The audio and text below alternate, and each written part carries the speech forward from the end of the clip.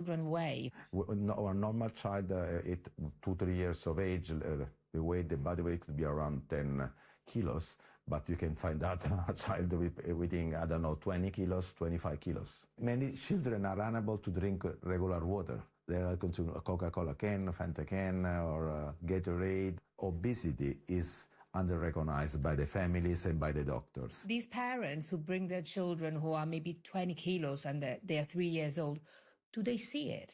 They are unable to recognize. Why? I don't know. We need to explain the importance of the sleep, the time that you are spending with your device, the sport activity, the quality of your food.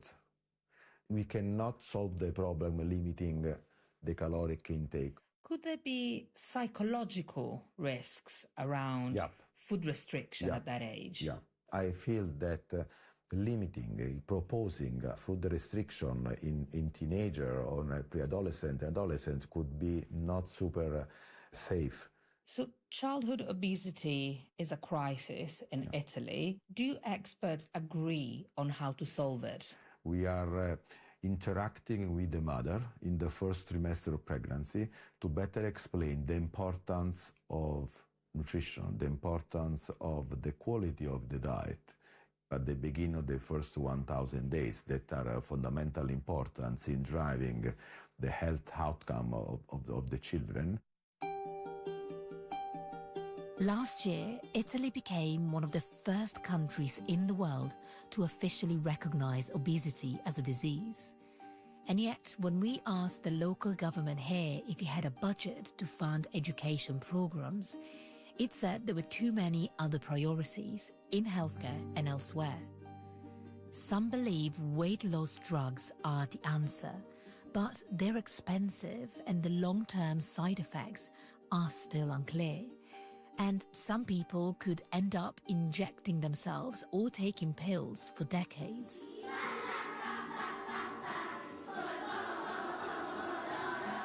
Changes are happening in education and treatment. So I hope that if I come back in the future to talk to the 7 and 8-year-olds I met at the primary school, they'll be healthy and happy. After all, a lot depends on it.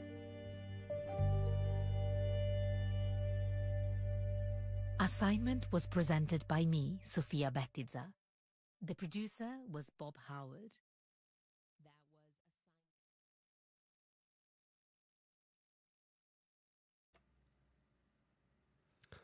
Good morning, Manitoba. You're listening to Information Radio here on CBC Radio 1, 89.3 FM, 990 AM, and everywhere on the CBC Manitoba YouTube page. I'm Corey Funk, in for Marcy Marcusa. Hope you're having a lovely Thursday morning so far. Let's say hello to the wonderful crew helping put together today's show. Joshua Taifer is our studio technician this morning. Abby Adiemi is our studio director this morning, sitting in a little bit of a different chair. And our YouTube producer is Darren Moore-Ash. Let's also say hello to Matt Humphrey, who's in with a look now at news headlines. Good morning. Good morning. It's been a difficult week at Nudimick Lake. The body of a 10-year-old boy was recovered from the lake early last night, and the search continues today for his 13-year-old brother. The boys reportedly slipped on the rocks near Sturgeon Falls. We've been hearing from the operator of Nudimick Lodge, who's been hosting the boys' family, and also helping search efforts. We'll hear the latest from her at the bottom of the hour. And the tragedy is reminding another family of the pain they went through. In 2023, their 12-year-old boy drowned after slipping on the rocks near Sturgeon Falls. Manitoba's Environment Minister says safety needs to improve in the area. We'll hear more at 6:30. Thank you very much, Matt. Back soon. That is Matt Humphrey at your CBC News desk. Well, right now in Manitoba, in for a fairly warm day across the board up north, there is a yellow level air quality warning in effect for the Pas, Norway House, Brochet, Lynn Lake, Thompson, Flin Flon areas.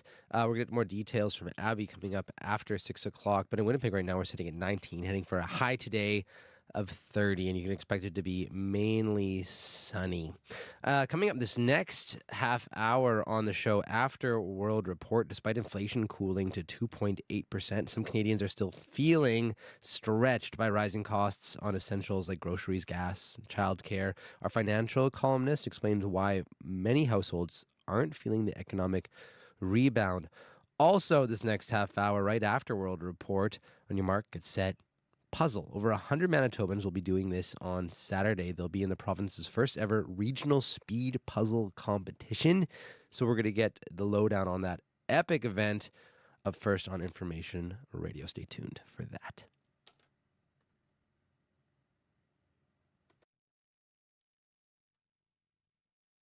Today on Q. I'm Garvey Bailey in for Tom Power. Weird Al has made a career of turning some of your favorite artists' songs into memorable parodies. Think Eat It, White and Nerdy, Amish Paradise. He's a 5-time Grammy winner, and he'll be here to look back on his illustrious career. Q. This morning at 10, 10:30 in Newfoundland, and on CBC Listen, or wherever you get your podcasts. This is World Report. Good morning. I'm Marcia Young. The U.S. government is entering a controversial nuclear deal with Saudi Arabia. The program would allow the Gulf Kingdom to develop nuclear energy. But some critics say opening the door to nuclear proliferation for another country is a bad move. The CBC's Willie Lowry joins me now from Washington. And Willie, what can you tell us about the deal?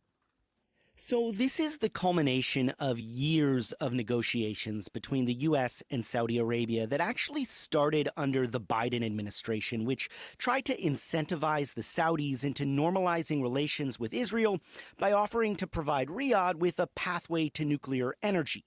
The Trump administration has appeared to decouple the two and signed a nuclear energy deal with Saudi Arabia that will tie the kingdom to American companies for decades to come, while the country remains no closer to establishing normal diplomatic relations with Israel.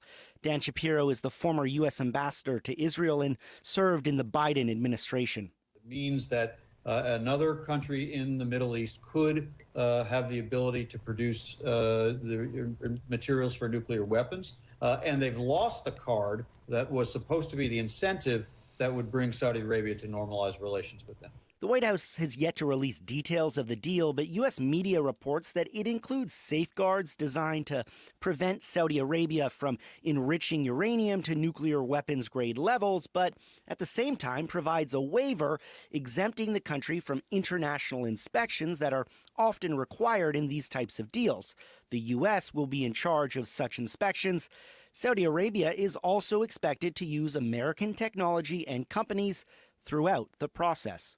Democrats are concerned. Many say that providing another country in the Middle East with nuclear energy while a war rages in Iran is not the right thing to do. It's unlikely, though, that Democrats would be able to get enough votes in Congress to veto the deal. All right. Thank you, Willie. My pleasure. The CBC's Willie Lowry in Washington. Yemen's Houthis claim they have attacked 2 Saudi oil tankers in the Red Sea. It opens up another front on the war in Iran. نفذت القوات المسلحة اليمنية عملية عسكرية نوعية. A Houthi military spokesperson says they used ballistic and cruise missiles and drones. Saudi Arabia has confirmed one of its vessels was attacked while at sea. The attack started a fire on the ship's bow. Houthis have blocked the Bab el-Mandeb Strait. They have fired at ships trying to pass. The Saudis have been using the waterway as an alternate route to the Strait of Hormuz. They're exporting almost double the amount of oil than before the war in this location. U.S. Secretary of State Marco Rubio met his Russian counterpart, Sergei Lavrov. The U.S. is trying to broker a deal to end Russia's war in Ukraine. I think both sides should have an incentive to bring it to an end.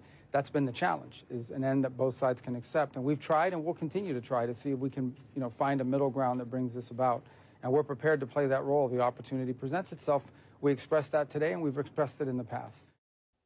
Russia launched a full-scale war against Ukraine 4 years ago. The European Union has fined Google over $1 billion for breaching its digital services law. It accuses the tech giant of favoring its own services. The fine is expected to draw the ire of U.S. President Donald Trump. The White House has already threatened to fight back financially if the EU sanctions U.S. tech firms. William Denslow has the latest from Brussels. It's been a costly month for Google's European operations. At the start of July, its parent company Alphabet lost an appeal to overturn an antitrust fine worth nearly $5 billion. Now the European Commission has fined the US tech giant roughly $1 billion for violating its Digital Markets Act. The fine is broken into two categories. The first relates to alleged anti-steering.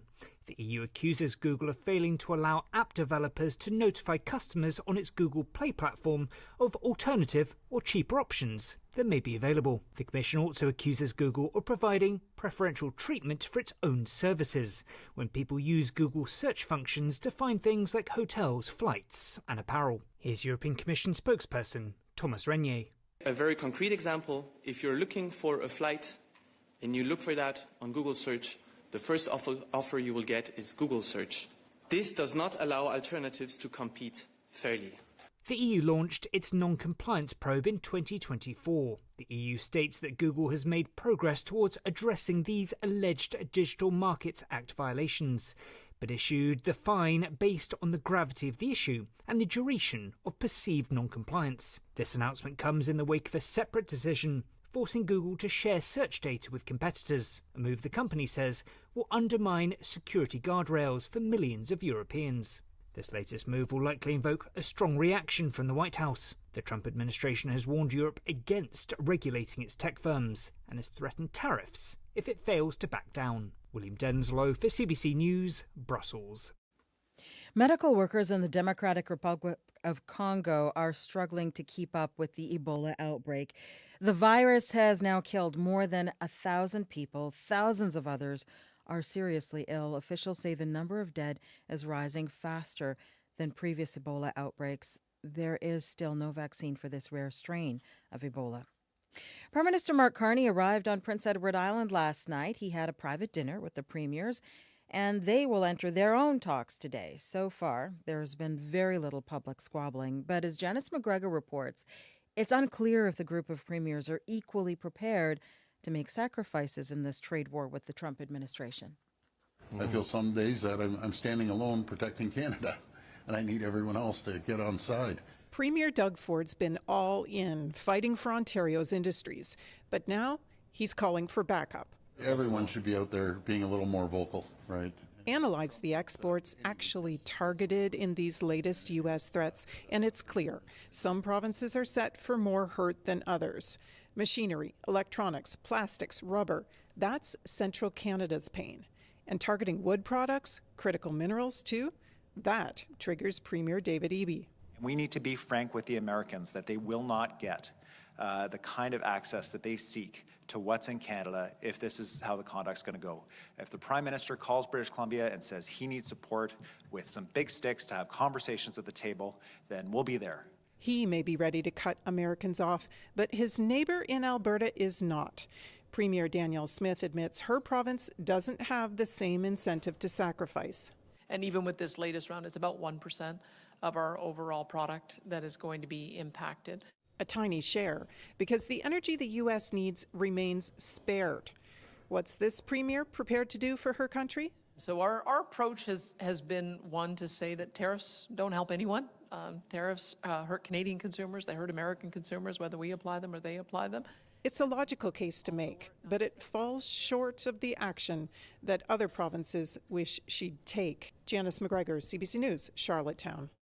Today marks 1 week since an 11-year-old boy with autism disappeared from his day home in Calgary. Police have now widened their search. They're asking realtors and landlords to check on vacant homes. And as the CBC's Karina Zapata reports, the community has not lost hope. There may come a time when we have exhausted all the reasonable searches for Parker, but that day is not today. Hundreds of officers, volunteers, and concerned citizens continue to look for the missing boy. Staff Sergeant Scott Gutterson says Parker hasn't been seen since last Thursday at 12:52 p.m. That's when he was last captured on CCTV walking down a sidewalk roughly an hour after he disappeared from his day home. We still believe there is a strong hope that he is alive, and I see no reason to abandon that. Parker is autistic and nonverbal. He operates at a 2 or 3-year-old level.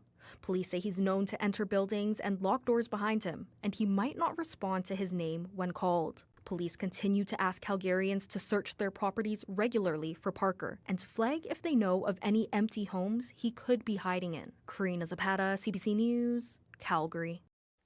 And finally,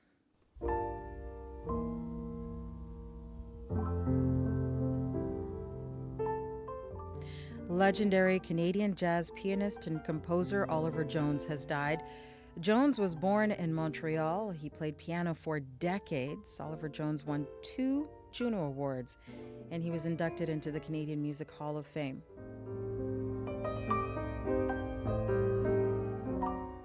Jones has been credited with helping to establish Montreal as a jazz center. He was also appointed an officer to the Order of Canada in 1993. Oliver Jones was 91 years old.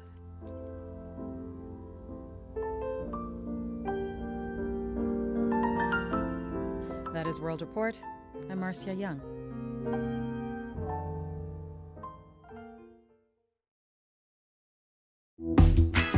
Good morning, Manitoba. You're listening to Information Radio here on CBC Radio 1, 89.3 FM, 990 AM, and everywhere on the CBC Manitoba YouTube page. I'm Corey Funk, in for Marcy Marcusa. Hope you're having yourselves a lovely Thursday morning. Coming up this half hour on the show with Prime Minister Mark Carney joining Canada's premiers in Charlottetown. New tariff threats by the U.S. are expected to top the agenda. We're going to hear from a political scientist about what's at stake. But up first here on the show, on your mark, get set, puzzle. Over 100 Manitobans will be doing that on Saturday. They'll be in the province's first ever regional speed puzzle competition. And we have one of the competitors joining us right here in studio on the show to give a bit of a demonstration as well as how do you puzzle quickly. That's coming up right here on Information Radio. That and much, much more. Stay tuned. 6:11 right now. Let's check in with Matt Humphrey with a look at news headlines. Yes, good morning. As you've been hearing, a grieving family is beginning to get closure after the body of their 10-year-old son was recovered from Nudimick Lake. We're told Maximo O. Ramirez was found about 400 yards east of the falls where he slipped and fell in. Today, the search continues for his 13-year-old brother Aaron, who also reportedly slipped and fell in as well. At the bottom of the hour, we hear from the latest from the owner of Nudimick Lodge. She's been hosting the boys' family, trying to comfort them. She's also been involved in search efforts. And neighbors in Charleswood want the city of Winnipeg to tighten its rules for short-term rental properties. This comes after a problem Airbnb rental, which has seen a series of police raids and other incidents over the past 2 years. At 6:30, we'll hear from one of those neighbors. Thank you very much, Matt. Back soon. That is Matt Humphrey at your CBC News desk. Abby Adiemi is in now with a look at your weather and traffic. Hello. Hello, Curry. Nice to be on this side of the Yes, window. I didn't know you were actually allowed on this side. I did not know. Well, we're waking up to more like a continuation of the issues we're having in the northern part of the province with those thick smoke still impacting areas around Flin Flon towards Tudula Lake this morning. So that air quality warning still remains in effect there. But if you look at conditions down south, we have more like another sunny spell. We'll be seeing temperatures crawling into the 30s in southern Manitoba today. Here in the Red River Valley region, the city, we're starting at 17 degrees. The sun is already outside. Clear starts, mainly sunny day. You will notice some smoky conditions as you step outside, but we don't have any warnings in place for that. You notice this winds also coming from the southwest. We're headed for a humid high of 30 degrees today, but with the humidity factored in, it's going to be feeling close to 36. So it's going to be a muggy day ahead for folks in southern Manitoba. And that's the conditions across the Pembina Valley region, stretching all the way to the Interlake region this morning. We're seeing temperatures already close to 19, 20 degrees there. But up north, it's more about the active air quality warnings. Temperatures reaching a high of 26. Winnipeg right now, it's mainly sunny outside and 17. And for traffic, expect delays at the major known construction routes in the city. And of course, look out for pedestrians and cyclists. If you see anything in traffic, let us know. 788-3093.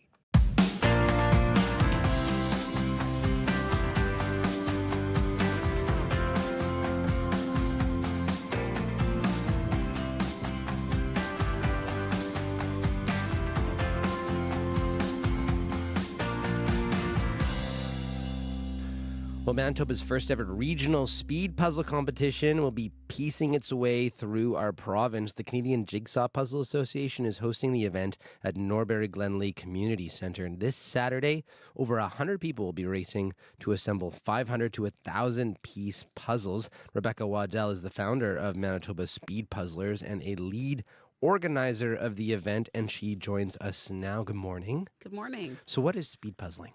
Well, it's pretty self-explanatory. It's trying to do a puzzle as fast as you can. And is it something that's like timed? Like is it on a time, or is it like a whole room full of folks and the first one to do the puzzle wins? It's a timed event. So everybody in the room has the same puzzle. It's hidden. It's put in a bag so you don't know what the puzzle is. The puzzles are distributed to the tables. 3, 2, 1 puzzle, rip it out of the bag and just as quickly as you can, open it up, start flipping and assemble the puzzle. And we give 2 hours for our individual competition, which is to assemble one 500-piece puzzle. Our fastest puzzlers can do it in 30 to 45 minutes. Wow. And other people... And so individuals, not teams. Individual, just one person. Yeah. Wow. Okay. Yeah. And how did this all start from, I'm guessing this is something that's probably just a hobby, but this sounds more like a sport now. It absolutely is a sport. Yeah. Absolutely. Because the top people train. Like they'll do like several puzzles every day. There's world championships. There's national championships. It really is a sport. If you see people walking out of the room after, they'll be sweating and puzzle dust smeared all over their face. It's quite an exciting, intense event. How did you get into speed puzzling? My daughter told me about a YouTuber named Karen Puzzles, and she's kind of like the gateway to speed puzzling. She published some videos on her YouTube about going to the U.S. Nationals, and I thought, well, if there's speed puzzling in the U.S., there's got to be in Canada. Sure enough, looked around, found the CJPA, founded by Amanda Belanger and Russell Walsh, and they had started hosting online virtual speed puzzle competitions. So you get a puzzle mailed to you over in the mail. We do it over Zoom. They've started in, I think, 2023, and so it's been going strong. I actually found out that I was the #1 person to have competed in the most CJPA online virtual events. Oh, wow. Okay. Yeah. That's a big deal. That was a pretty big deal. Finally, I'm first in something. But yeah, so it started and it's just growing and growing. We just had our nationals in a hockey rink in Ontario. Wow. Yeah. We had almost 1,000 people there. And why do you think it's become so popular? I think people really enjoy puzzling as a casual meditative activity. And really, there was a huge resurgence. People who had done puzzles kind of got back into it during COVID. And then you've got the type of people like me who take it from this is fun and relaxing to I bet I could do it faster than someone else. And the competitive side comes out. Or even we always say, don't beat yourself up, try and beat yourself. Or I did it this fast, so now I want to try and speed up my time, find strategies, find what am I wasting my time on? How can I be more efficient? How am I going to approach the puzzle? And is it still, like you said, it starts as is it a meditative thing for you still? Like when you're doing it fast, or is it a little bit more stressful? I would say it's a good kind of stress. It is meditative in that you kind of can get into the zone. And when you're in the zone and pieces are just flying in, that's like, they talk about a runner's high. I would say that's the puzzler's high. Really? When you're just like, you pick up a piece and you know exactly where it goes. That can be very, it's stressful, but it's also very enjoyable. What's your best 500 time? My best, 37 minutes and 19 seconds. Okay. And how does that compare to like a world record? Well, our top, there's the world champion is Victor from Poland, and he can do a first try in like 35 minutes. Really? Never having seen the puzzle before, do it on his first try. So just 2 minutes short. That's pretty good. Well, that was after multiple repetitions Okay. on it. And it depends on the puzzle, but I imagine. Yeah. Okay. So actually, you do have some puzzle pieces Yeah. with you here. So you're gonna do a bit of a demonstration of just how to speed puzzle. Because for me, it's like, okay, I find the four corners, I make the edges, but how does it? Can kind of walk and talk us through it as you do it quickly. Here. So even just like getting the puzzle out of the box, we choreograph that as a team. Who's going to open the box? Who's going to rip the bag? Who's going to check the bag for pieces? Who's going to set it up? And then as soon as a puzzle hits the table, you want to start flipping and sorting the pieces. I kind of started doing that already. So I've got all my edges in one place, and these are all flipped up, and I want to do that as fast as I can. I didn't even notice that you did that actually. Yeah. Like you did that so fast already. Yeah. Well, this is something you can practice because this is a good way to shave off time. I used to take 8 minutes to flip and sort a 500. Now I can do it in 3.5. And that's, almost every time that fast. Then you're going to have all your edges. So on a puzzle like the one we have today, it's got a fairly defined edge. So I'd start building the edge. It's sometimes good to have that frame built out. And then I'd start going through and picking out projects. So in this puzzle, it's by Courtney Gunn. She's an artist from BC. I might start picking out the sun at the top or the mountains and then just start building from there. Wild. And yourself, like, are you surprised how much it's grown over the year, the speed puzzle scene? Yeah. Well, I always knew there were speed puzzlers out there, and I just didn't know how to find them. I actually had been on with Marcy in 2024, and that's kind of what prompted me to people had heard on the radio. And so we got together at a fundraiser, and then we had our first event. I just went for it. I booked a community hall and said, I hope they'll come. And we had about 16 people. And now we've got over 350 members in our Manitoba Speed Puzzlers group. Wild. And I imagine growing. Growing, yeah. Okay. And has it gotten like pretty competitive? Like, is there people out there like, hey, oh, yes. I just competed at chapters in a speed puzzling competition, and I had a gallbladder attack in the middle of the speed puzzle, and I kept going because I did not want to lose. That's amazing and a little terrifying as well. Well, I didn't realize at the time it was a gallbladder attack. I just thought I'm getting older, and I cramped up when I pulled the puzzle out of the bag. And I thought, no, I'm fine. After a while, I was like, well, I made it this far. We'll make it to the end. And we won first place. So there you go. And if people maybe are wanting to get into it first type, any tips? And can they still take part in the tournament this weekend? The tournament is full, but you can definitely come and spectate. We'll have a spectators area.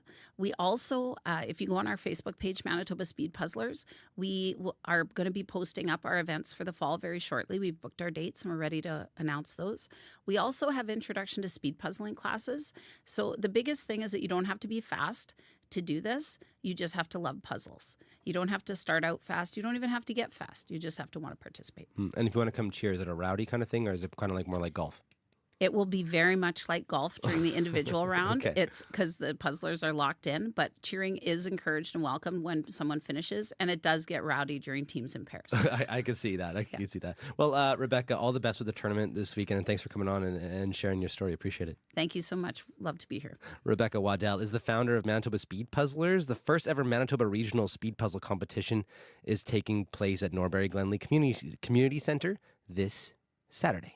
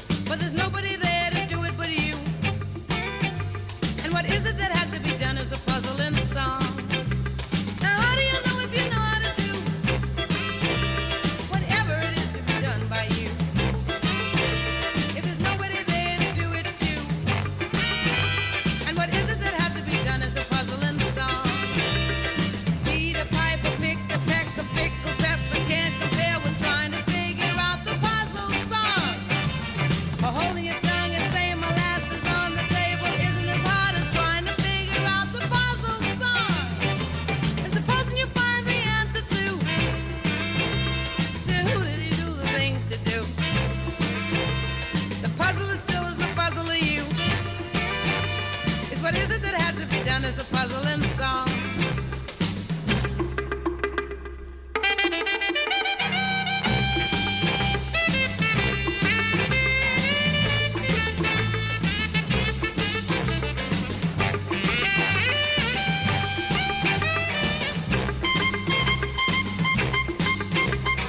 Peter Piper picked a peck of pickled peppers, can't compare with trying to figure out the puzzle song. Or holding your tongue and saying molasses on the table isn't as hard as trying to figure out the puzzle song. And supposing you find the answer to who do you do the thing to do? The puzzle is still as a puzzle to you.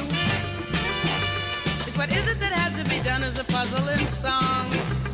What is it that has to be done as a puzzling song? It's what is it that has From to be done as a 1965, that's Shirley Ellis with the puzzle song.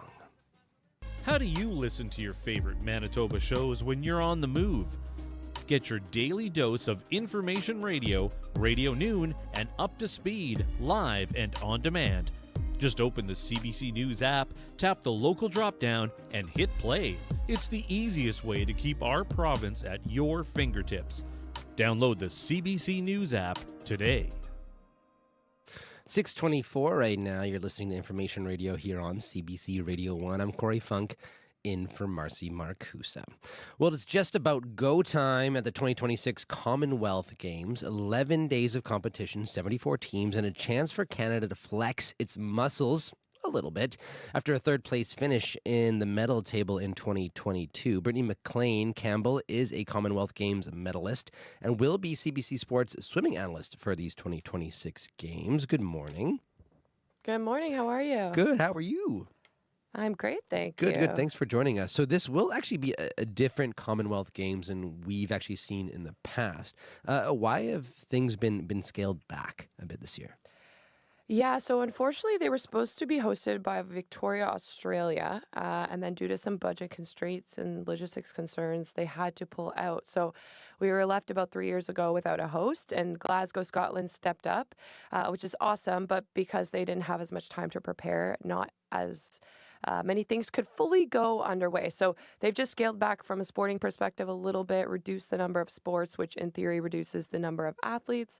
There's not like a full village. It's more so athletes in hotels that are already built, that kind of thing. So they basically did with what they could, but the level of competition is going to be incredibly high. For me, it's nostalgic because the Commonwealth Games that I experienced was in Glasgow. So a lot of the same facilities are being used from the games that were hosted there 12 years ago. And yeah, it's going to be a great Games, just a little bit smaller. And one of the athletes who won't be there this year is swimmer Summer McIntosh. She's training for next month's Pan Pacific Championships instead. So what's behind that decision? Yeah, so it's definitely not something as a fan that we need to panic about or anything. Her coach and her would have made that decision really early on in the season. I think it's hard because athletes live in these like quads. So they're 4-year cycles, and we're exactly halfway between 2 Olympic Games right now. And there's no major world championships in swimming this year. So because of it, you kind of pick and choose which events make the most sense for you and your calendar and your preparation. So there's 2 big focus events this summer, one of them being Commonwealth Games and the other being Pan Pacs, as you mentioned. Some of it was a timing thing, just which meet worked better in their schedule. For others, it's a level of competition thing. So the Americans and the Japanese and Australians will be present at Pan Pacs, whereas Commonwealth is more Australia, GB. So it just completely is up to each athlete and their preference. But Summer will be ready to race in a couple weeks' time, and we'll set her up nicely for the next 2 years. And even with Summer gone, that doesn't mean Canada doesn't have a shot at a bunch of medals in the pool. So who does have a shot at a medal? Yeah, it's going to be a really strong team. It's a small swim team, but it's filled with some of the star power we've been seeing and veteran presence on this national team for the last little while. So Kylie Moss, who's a 9-time Commonwealth Games medalist already and casually a 5-time Olympic medalist. She's been on the international podium for over a decade at every competition. She'll be leading this team alongside Josh Leando, who is a sprint butterfly specialist. He's also been on the Olympic podium. He's also won Commonwealth Games, and he's been on the World Championship podium and is coming off of an incredible season. He got a short course world record back in the fall. So both of them are incredible talents for this country. Every time they dive in the pool, there's a chance at podiums. But it's also going to be a mix between that amazing kind of leadership on the team, but then some really incredibly talent on the Paralympic program side. So we have Paralympic champ Danielle Doris, Sebastian Masabi as well, a rising star Mary Gibb and Reed Maxwell. So for a lot of people, this will be their first Commonwealth Games, but because it's one of the only opportunities for these programs to integrate, it's such a good chance for the athletes to get to compete with their counterparts on the other side. There's also going to be a big focus on athletics or track and field. Who you'll be watching for there?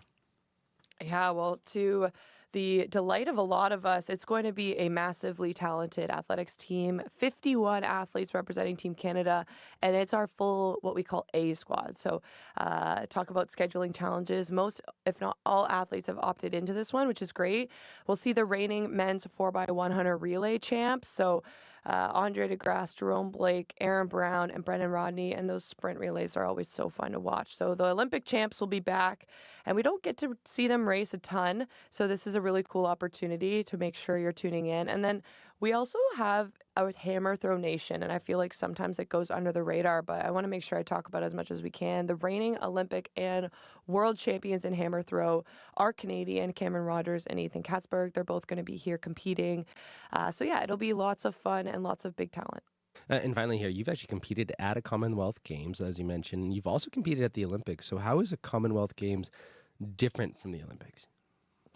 I think there are some of the general similarities when it comes to just being at this multi-sport event. There's the big bright lights, the big crowds, all that jazz. It feels very official, but you have a lot less pressure. A lot of athletes, they call it the friendly games, and that's there for a reason. It's less countries, less nations, a little bit less pressure, but a really cool opportunity to kind of test where you're at 2 years out from the Olympics. It's a really cool stepping stone as well, just to be able to prepare you for what it could be like when you get to the Olympics. But yeah, I'd say it has a lot of the feeling of what it is like when you get to games, but it does have a little bit of the ability to just be a little bit more fun, lighthearted, bring in that joy element. And there's no qualification implications here, so no athletes are trying to get a spot for anything. It's just about getting up, performing to the best of your ability, and being a part of this massive and incredible Team Canada. Well, Brittany, thanks for your time this morning. Awesome. Thank you so much. Brittany McLean Campbell is CBC Sports swimming analyst for the 2026 Commonwealth Games. We reached her in Toronto. You can tune into the opening ceremony of the Commonwealth Games today. It's on CBC and CBC Gem. It begins at 1:30. Time now for your CBC News from Manitoba. This is CBC News. At 6:30, we're at 15 degrees with mostly clear skies in downtown Winnipeg. We are expecting wildfire smoke today as well. Good morning. I'm Matt Humphrey. The body of 10-year-old Maximo O. Ramirez has been recovered from Nudimick Lake, while his 13-year-old brother Aaron remains missing. Police say Maximo's body was found around 7:30 last night. The brothers went missing Saturday, reportedly slipping off the rocks near Sturgeon Falls and falling into fast-moving water. Alison Baker-Thiessen owns Nudimick Lodge, where the boys' family is staying. She says the searchers are feeling some relief. I'm happy that they found him, but again, I want to bring his brother home. So there's still a lot of pain, and we're not done. We're still going to keep fighting and find his brother to bring him home. The search for Aaron is expected to continue today. Police say he went in trying to save his younger brother. Baker-Thiessen says Maximo's body was found about 365 meters east of Sturgeon Falls. And the tragedy at Nudimick has triggered sadness and anger for another grieving family. Usaid Habib was 12 when he drowned after slipping into the water near Sturgeon Falls in 2023. Uraj Danish is Usaid's mother. She was devastated when hearing about this latest tragedy. But I think now I'm more mad. I'm furious that why has something not been done to prevent all of this? How many more lives do we need to take? A woman also died last year in the same spot where Usaid drowned. His family wants to see stronger safety measures in the area, including a fence, better traction on the rocks, and a lifeguard. Manitoba's Environment Minister agrees safety needs to improve and says he's expecting a report on the risks in the area next week. In other news, people in a Charleswood neighborhood say for 2 years now they've been living beside what they describe as a nightmare Airbnb. After police raids, arrests, and repeated complaints, they want the city of Winnipeg to crack down on problem short-term rentals. The CBC's Cameron McLean has their story. We just want to feel safe here. Amy Taves and her neighbors want a short-term rental near their homes shut down. The house on Diedrich Bay has seen multiple police calls in the last 2 years, including a human trafficking arrest in September 2024 and another raid a year later. Your boys were in All tears. of the cars, my boys were in. Jamie Satudian says the second police operation unfolded right in front of her family. I see a man scale the fence, gun drawn, plain clothes, storm the back door. My kids are terrified. We don't know what's going on. Residents say they've also seen large late-night gatherings and other disturbances. Daniel Wenham wants the city's licensing rules strengthened. There's always an excuse, but no situations are ever being accounted for. The owners declined an interview, but say they cooperate with police, and the city has not found they have violated their license. They believe they've been the subject of false and exaggerated complaints. Area Councillor Evan Duncan told CBC News he's concerned about the number of complaints he's received, and he's asked the city to review the property's short-term rental license. Cameron McLean, CBC News, Winnipeg. That's the type of neighborhood. The Premier says access to a working healthcare system is a crucial part of creating a strong and independent Canada. At their summer meeting in PEI yesterday, the Premiers agreed to ask Ottawa to renew health transfer agreements with the provinces, set to expire next year. They also want a 5% healthcare funding increase each year. Premier Wab Kinew says, quote, "There can be no bigger nation-building project than building up this nation's people." The meeting continues today with the Premier's meeting with the Prime Minister in person. And finally, Winkler's public transit pilot project will keep rolling until at least next spring. Winkler City Council will soon apply for federal grants to buy minibuses with plans to make the service permanent. Meanwhile, a coalition of more than 20 Steinbach area service providers hope for their own public transit system, recently taking a ride on Winkler's buses to learn how it can be done. Winkler Mayor Henry Siemens says his city is happy to help. It's not impossible. For years, we had heard that there was a need. We recognized there was a need, but it was always so prohibitive to do it and so overwhelming to get there. But when we were able to get there, it is something that's made a difference in our community. Also, Winkler residents can now order an inaccessible transit van on demand to their home. And that is your CBC News from Winnipeg. Your next local news is at 7:30. Thank you very much, Matt. Back soon. That's Matt Humphrey at your CBC News desk. I'm Corey Funk in for Marcy Marcusa, and Abby Adiemi is in with a look at your forecast. Hello. Yes, Corey, southern Manitoba, we are crossing over into the season of the 30s again from today into the weekend. But the story this morning is more concentrated towards the northern parts of the province, where we have the air quality warnings triggered due to the wildfire smoke present in that part of the province. We're talking about regions around the Par, Flin Flon, Norway House, Thompson, and even getting close to Tuduli Lake this morning. We just have the Gillam area towards Churchill spared from those warnings, but you will still notice the smoke. Down south, you might still feel some smoky conditions in the air when you step outside this morning. Temperatures in the city, we're looking at 19 degrees at the Forks, 17 at the airport. It's sunny outside. Expect local smoke in the air, some breezy conditions, a humid high of 30, dropping to about 20 degrees later today, and then there's a chance of showers tomorrow. In the Pembina Valley region, from Morden towards Port Elizabeth, sunny there also, 18 degrees at this time, climbing to that humid high of 30 degrees. Brandon sits at 14 for now. It is sunny there, reaching a humid high of 30 as well. Dauphin towards the Roblin area, 18, mostly cloudy, climbing to 30 with local smoke and a slim chance of early morning showers in that part of the province. Then we look at conditions in the Interlake region, Gimli and nearby, 19, sunny, warming to 30 also with the local smoke. The Par Flin Flin, we're seeing 16 degrees there, heading to a high of 29 degrees today. We're noticing some misty conditions around the Par, so look out if you're on the highways there. Around the Norway House area, we're seeing 15 degrees, still also having misty conditions, air quality warnings present there, reaching a high of 26. Thompson is at 15. 15, climbing to 24. Lynn Lake is at 15, climbing to 23. And of course, Gillam is at 11, getting to only a high of 20 today with local smoke. Tudulu Lake and Churchill, we're seeing 11 degrees there. We'll see 20 at Tudulu Lake and 16 in the Churchill area. So it's more about a warm southern region, and the northern part will still be dealing with a smoky condition. Of course, a risk of storms present. Winnipeg, we're starting around 18 and we get to 30 today. The humidity will be close to 37 degrees. And then for traffic, I know rush hour traffic is about to start building, but just look out for those known construction sites that will always cause the delays when rush hour traffic starts. And if you see anything out there you want us to know, give us a call, 788-3093. Thank you very much, Abby. Thank you. That is Abby Adiemi, keeping an eye on your commute and the weather. Well, Phil DeMont is here now with your business report. Good morning. Morning, Corey. So, renewed fighting in the Gulf region. How widespread could the economic fallout be this time around? Well, right now the market's down about, I looked at the Dow, it's down about 1.5% from, let's say, the beginning of June when really things started to ramp up. The market's getting a little more used to the ups and downs of the political situation, but analysts think the problems, especially for the American economy, could escalate with the current bout of fighting in the Gulf region. Now, that's as compared to March to May, that time frame.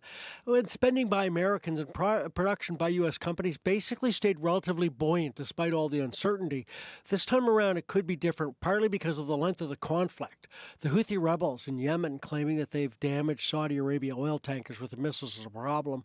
Iranian attacks have already reduced Saudi output by 500,000 barrels a day, something like that, and you can't repair that infrastructure very quickly.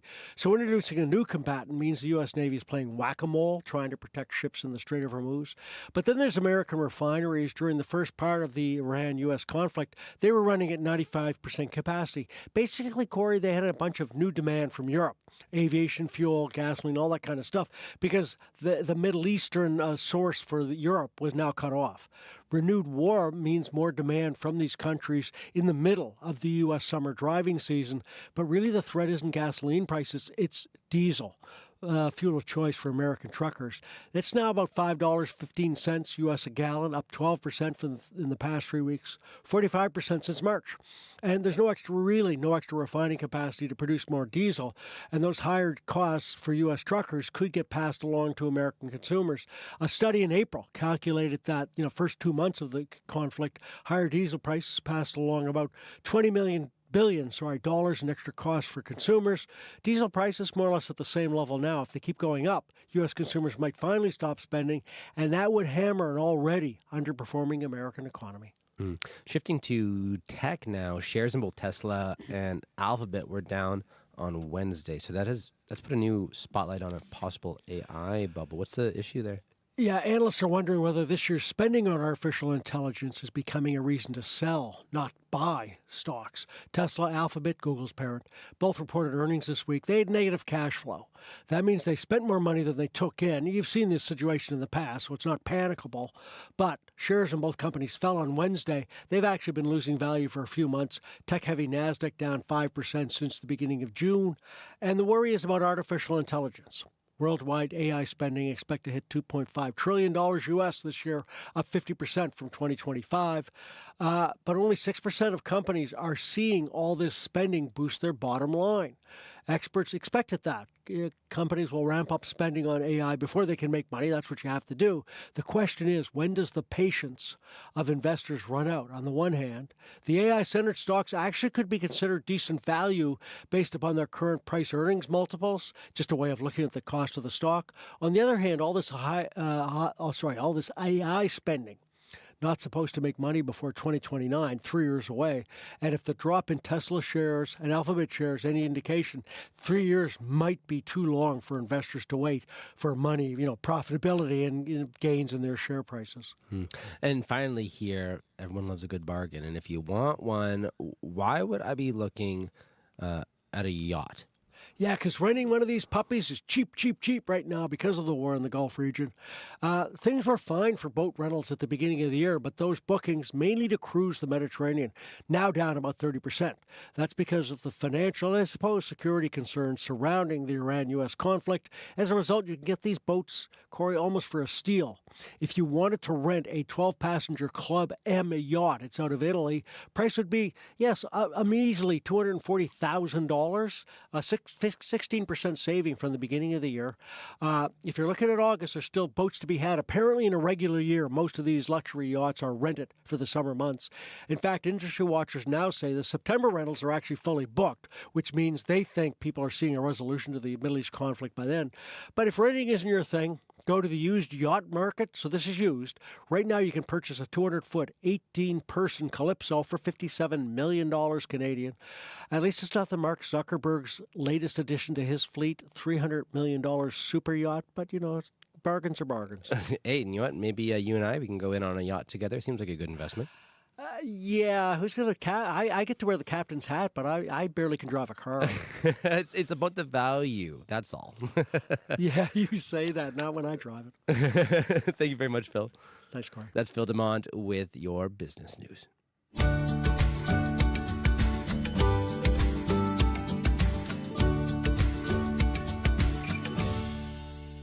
Let's keep the focus on money here. The latest numbers from Statistics Canada show inflation is in check at 2.8%.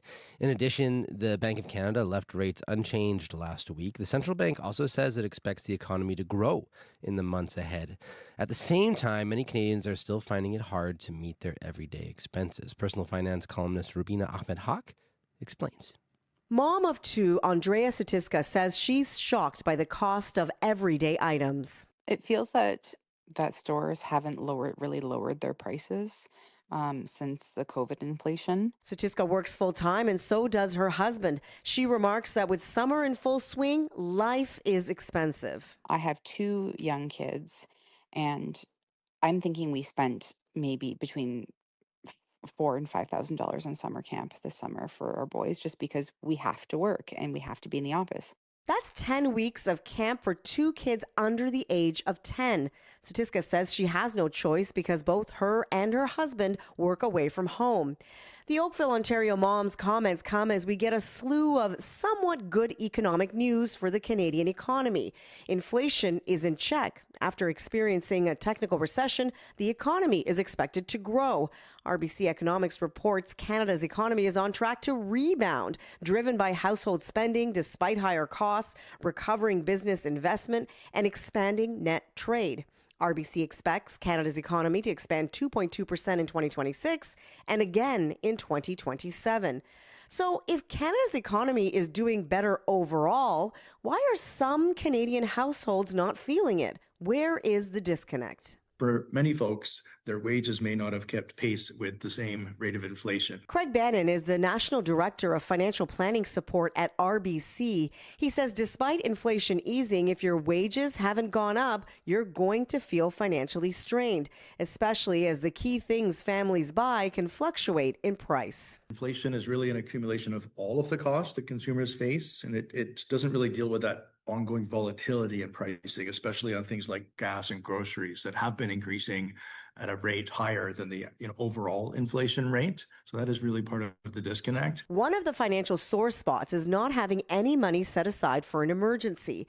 Bannon says even if you're paying all your bills, if you don't have extra funds for unexpected life events, a small expense can derail your whole financial plan. Satiska says she knows the importance of an emergency fund. Her family saves money each month for unexpected expenses.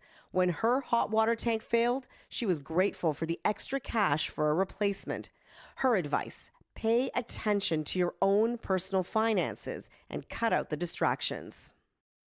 Stop looking around at what other people are doing.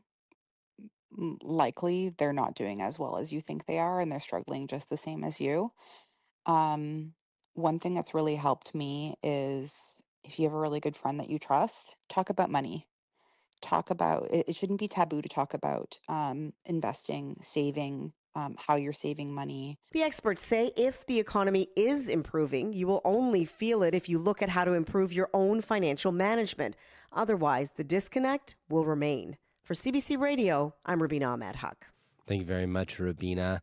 6:47 right now here on Information Radio. And as you've been hearing in the news, the body of one of the boys who went missing in the Whiteshell has been found, but the search continues for the other. Now, a family whose 12-year-old son drowned in the same area a few years back are speaking out.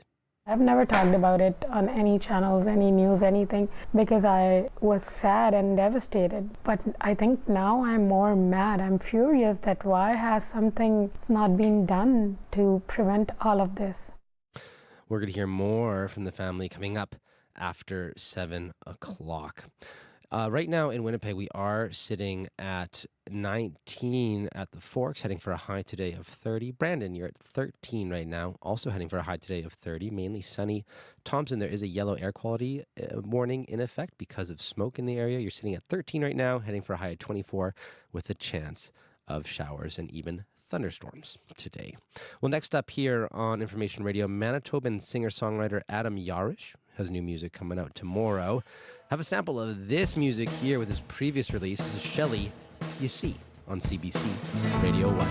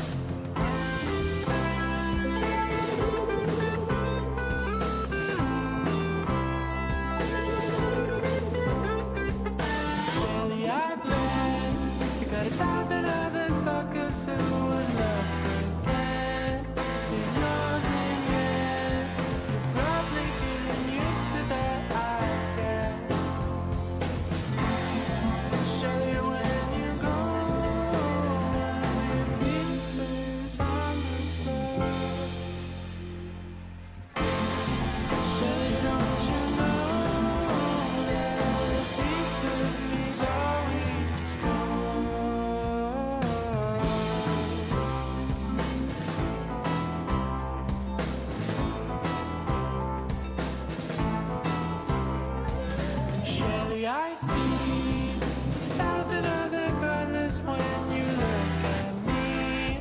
Oh, where they've been, probably hiding out behind your house.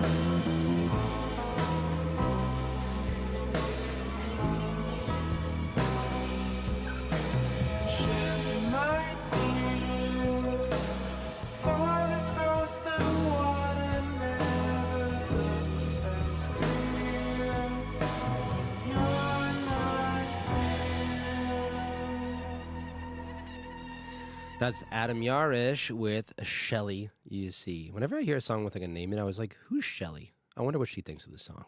If you're Shelly, you can give us a call, 204-788-3205. Love to hear from you. That's our listener line. Well, 6:51 right now, and let's talk federal and provincial politics. The Prime Minister is speaking to premiers today in Charlottetown as provincial and territorial leaders wrap up 3 days of meetings. And this year, the discussions have largely been dominated by one thing: how to respond to Donald Trump's latest tariff threats. Joining me now is political analyst Lydia Miljan. She is a professor at the University of Windsor and a fellow at the Fraser Institute. Good morning. Good morning. So the U.S. president announced these potential tariffs on Monday just ahead of the meeting. So to what extent has that just kind of completely taken over the agenda? I don't think it has. I think the premiers were really clear that, even though trade was always part of their agenda, that they weren't going to respond by allowing Mr. Trump to hijack what they were planning to talk about. And so to the extent to which they were able to, they did make an announcement about reducing interprovincial trade barriers for at least 9 provinces when it came to liquor sales. But also equally yesterday, a lot of the focus was on healthcare transfers and what their ask was going to be of the federal government with respect to paying their fair share of the healthcare costs across the country. So the premiers, even though they obviously were talking trade, were able to discuss other issues. Now, we have already seen some disagreements between premiers on how to respond to the newest U.S. tariffs, especially when it comes to the idea of using energy exports as a point of leverage in negotiations. So how does that complicate Canada's response to Trump's tariff threats? Well, so far we really haven't had a response, and these divisions have been there from the outset. I think what's changed is that in the beginning, like back in 25, when we first had these threats, it seemed that there was much more a Team Canada United approach, and sort of there was just the one holdout premier in the form of Daniel Smith in Alberta. But this time around, you can see the frustration from Doug Ford, when he once again raises the issue of limiting exports of energy to the United States. He's not getting as much support as he did last year, and so he's saying, I can't be the only one here advocating for a Team Canada approach, where the other premiers, such as the premier from Quebec, is even saying, no, we can't stop selling our products to the States. That isn't the way to resolve this. And she said, even though they also sell electricity to the U.S., she's not there yet to restrict sales. And equally, Scott Moe in Saskatchewan said, no, hands off our potash. We don't think that that's the appropriate way of going about it. So there certainly is differences of opinion about how to best respond to Mr. Trump and his latest round of tariff threats. So the Prime Minister will be joining the premiers later today. What are you expecting him to say? Well, I mean, it's hard to know what he's going to say behind doors and what's he going to say in front of us. I mean, his messaging has been muddled this week. In particular, he wasn't very transparent with Canadians about the deal he struck with the Americans to get the Gordie Howe Bridge open here in the Windsor area. Initially, he said, just focus on the word net and making it sound like we were going to be able to pay off the debt first before we were sharing the revenues, only to be contradicted both by the Americans and also by the text of the deal that says something completely different, that in fact operating costs will be taken into account, but the debt servicing isn't going to be considered part of that operating cost. So he hasn't been transparent, and I think he's going to have to explain that both to the premiers and to Canadians. And that's, and he also needs to talk about what his strategy is. He hasn't said to the premiers who have taken the booze off the shelves that they need to bring it back, because that's one of the things the Americans have criticized us for, and one of the reasons why we're having this new round of tariffs. And again, we can be totally justified in keeping that ban in place because you don't want to capitulate to Trump, but he needs to articulate that. He needs to show that the federal government has a strategy and that he's either supporting the positioning of the various premiers, or he wants a different approach and it to be only the federal government. Do you think there's anything he could say to get the premiers on the same page? It's tough because I think people are really worried about who's going to be sacrificed for a trade agreement. On the one hand, you've got the Western premiers who do have a lot of resources that aren't hit as hard, who are willing to do diplomacy and saying, we don't want to be sacrificed for a trade deal. And then you have Eastern provinces such as Quebec who are saying, hands off supply management, and also to some extent Ontario. And the dairy sector doesn't want to be sacrificed either. And so I don't know how you reconcile the various actors, given that the things that the Americans are asking for does, by design, pit one region against the other. So what is at stake here politically for the premiers and the Prime Minister, and how do they react to this moment? Well, I think in the short term, not that much. I mean, it really, political stakes are only important once you get to an election campaign, and we tend to forget all these little details. I think, as pointed out yesterday, this is the 10th time we've had a tariff threat from Mr. Trump. So, you know, we tend to forget the details. It's just more the slow erosion of trust amongst them. So, for Mr. Carney, he's got a few years. Same with Mr. Ford. But when you look at, say, the Quebec premier, she's got an election coming this fall, and so she's got to be even more careful about how she positions the province and how she ensures that she can protect Quebec's interests, because right now the polls are looking like the Parti Québécois could hold power after that election. So, I think that you have to think about not just the short-term consequences, but also where you're going to be when your election is going to happen. Well, Lydia, thanks for your time this morning. Appreciate it. My pleasure. Nice speaking with you. Lydia Miljan is a professor of political science at the University of Windsor and a fellow at the Fraser Institute think tank. Time now for news headlines with Matt Humphrey. The city of Winkler is working to make its new public transit system permanent. It's a pilot project right now and will continue until at least the spring. But councillors at Winkler are planning to apply for federal grants to buy minibuses. And Winkler residents can now use an app to order an accessible van with room for 8 people right to their door. We'll hear more about it after World Report. Thank you very much, Matt. Thanks. Stay tuned here. Coming up on Information Radio, is your garden dear to you, but is it also being threatened by intrusive hooved animals that love to snack on your plants? If so, you're going to want to stay tuned. Later in the show, after World Report, a gardening expert will talk to us through the best strategies to keep deer out of your gardens. Also coming up this next hour on the show, we're going to speak with the Winnipeg Police Accountability Coalition about their thoughts on police involvement in mental health calls. We're going to continue our series on that topic, looking at fatal police-involved shootings where mental health is considered. That's coming up this next hour on Information Radio. I'm Corey Funk, in for Marcy Marcusa. Stay tuned.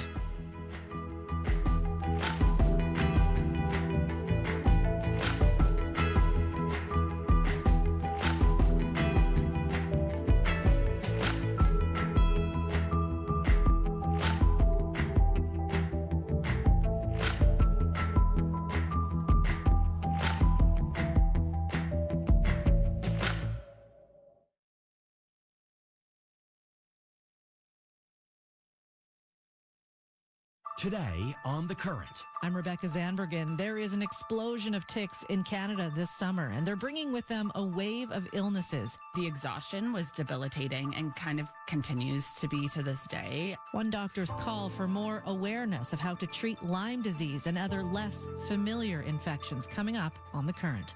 The Current, this morning at 8:37, 9:07 in Newfoundland, and on the CBC Listen app.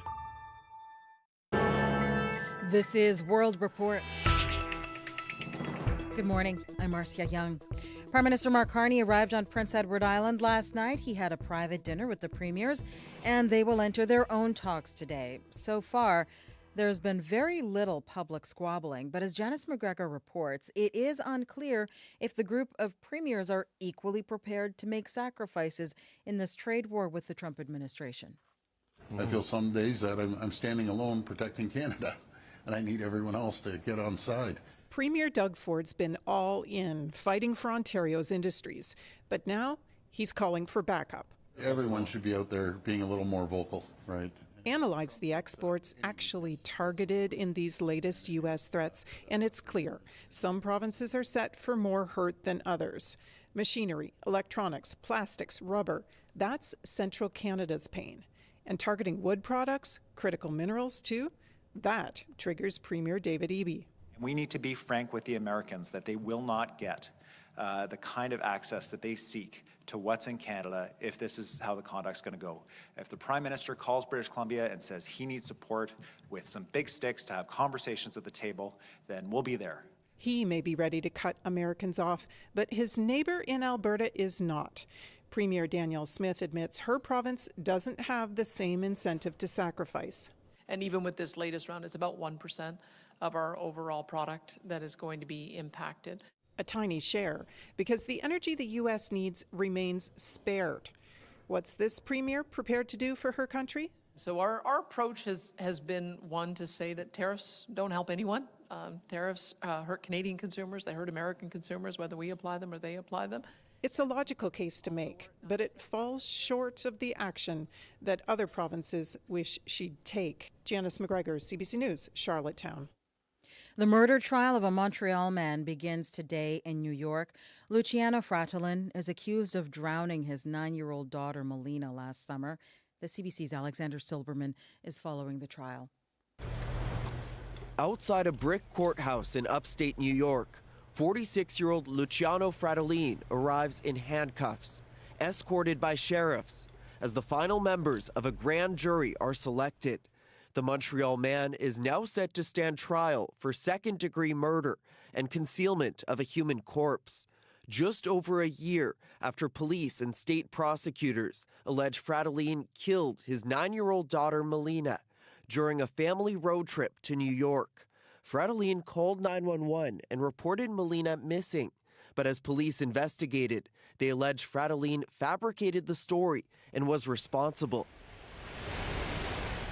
By a river, on the stretch of road near where Melina was found dead, a road sign now reads Friends of Melina Fratellin. It really shook a lot of people in the community. Bridget Cruz helped organize a vigil for Melina and was part of a group of residents in Ticonderoga, New York, who came together to rename a stretch of highway in her memory. I still cry.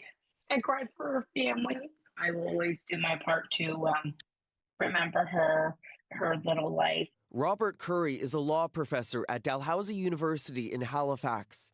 He says it's possible Canadian and American police are sharing background or evidence. Does require that level of legal coordination between the two countries, but it is something that is quite ordinary. The trial is expected to last 2 to 3 weeks. Fratellin has pleaded not guilty. If convicted of second-degree murder, he would face at least 15 years in prison. Alexander Silberman, CBC News, Montreal. The European Union has issued a fine against Google. The tech giant is accused of violating several antitrust regulations in the Digital Markets Act. They include allegations that Google prioritized its own services over those of its competitors, including hotel and shopping deals. The EU claims Google sent customers to its own apps using Google Play. The U.S. company has been fined 890 million euros. That's more than 1.4 billion Canadian dollars. Google says it may challenge the decision in court. The U.S. has signed a nuclear deal with Saudi Arabia. It will allow the Gulf Kingdom to develop its own nuclear energy program, but not everyone is on board. Several U.S. lawmakers are concerned about Saudi Arabia's nuclear ambitions. Democratic House Representative John Garamendi. Presumably, that's why Trump was attacking Iran in the first place, was to stop them from being able to develop a nuclear weapon. Now we're going to go on the other hand, go the other side of the Persian Gulf and have Saudi Arabia with the power to enrich uranium. Enriched uranium can be made into a nuclear weapon. This is really, really bad policy. Saudi Arabia's energy minister says the deal is designed to meet the kingdom's energy needs. The 30-year agreement still has to be approved by Congress.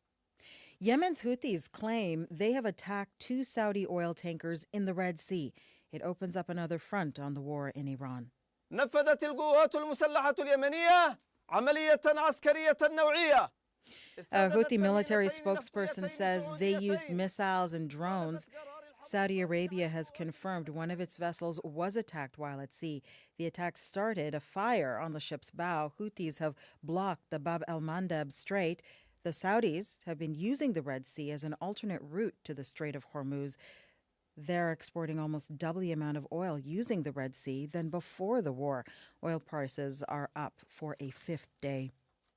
Today marks 1 week since an 11-year-old boy with autism disappeared from his day home in Calgary.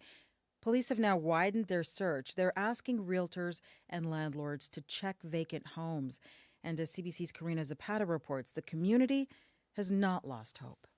There may come a time when we have exhausted all the reasonable searches for Parker, but that day is not today. Hundreds of officers, volunteers, and concerned citizens continue to look for the missing boy. Staff Sergeant Scott Gutterson says Parker hasn't been seen since last Thursday at 12:52 p.m. That's when he was last captured on CCTV walking down a sidewalk roughly an hour after he disappeared from his day home. We are far from believing that Parker must be dead.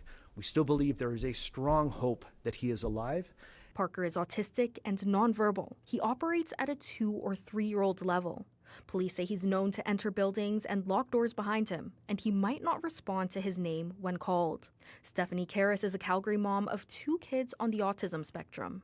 I hold both of my children even tighter than before. Karras is lobbying the Alberta government to create an emergency alert for missing vulnerable people, including children and adults with autism. An Amber Alert for Parker wasn't issued until 2 days after he went missing. His case didn't meet the threshold because foul play wasn't suspected. Police continue to ask Calgarians to search their properties regularly for Parker and to flag if they know of any empty homes he could be hiding in. Karina Zapata, CBC News, Calgary. Legendary Canadian jazz pianist and composer Oliver Jones has died. Jones was born in Montreal. He played piano for decades. Oliver Jones won 2 Juno Awards, and he was inducted into the Canadian Music Hall of Fame. Jones has been credited with helping to establish Montreal's jazz scene. He was also appointed an officer to the Order of Canada in 1993. Oliver Jones was 91 years old. The Odyssey is a modern film adaptation of Homer's ancient Greek epic, and it is already a box office success. But stealing the show is the woman behind the movie's leading man. The CBC's Griffin Yeager has more. Matt Damon in an epic battle against giant Lastrygonian soldiers in Christopher Nolan's The Odyssey. If you saw the film and were impressed by Damon's biceps, so was he. Reporter Josh Horowitz complimented his physique on the Happy Sad Confused podcast, and Damon took the compliment but shared the credit. My double was a woman, a female stunt performer, who had the greatest arms I've ever seen. I had some friends send me the clip, and I was like, my jaw kind of dropped. The woman battling the giants is Canadian stunt performer and actor Devin Dalton. I'm so proud to kind of shine a light on stunts and stunt acting, and especially stunt women, and celebrating being like a strong female. Born in Edmonton and raised in Vancouver, Dalton says working in Hollywood takes a marathon mindset. I had this dream since I was a little girl. Hollywood is a beast, you know, there's a lot of rejection, there's a lot of expectations. And the movie is doing big numbers, bringing in over $260 million globally in its opening weekend, the biggest debut ever for a Nolan film. Griffin Yeager, CBC News, Toronto. And that is the latest national and international news from World Report News Anytime, cbcnews.ca. I'm Marcia Young.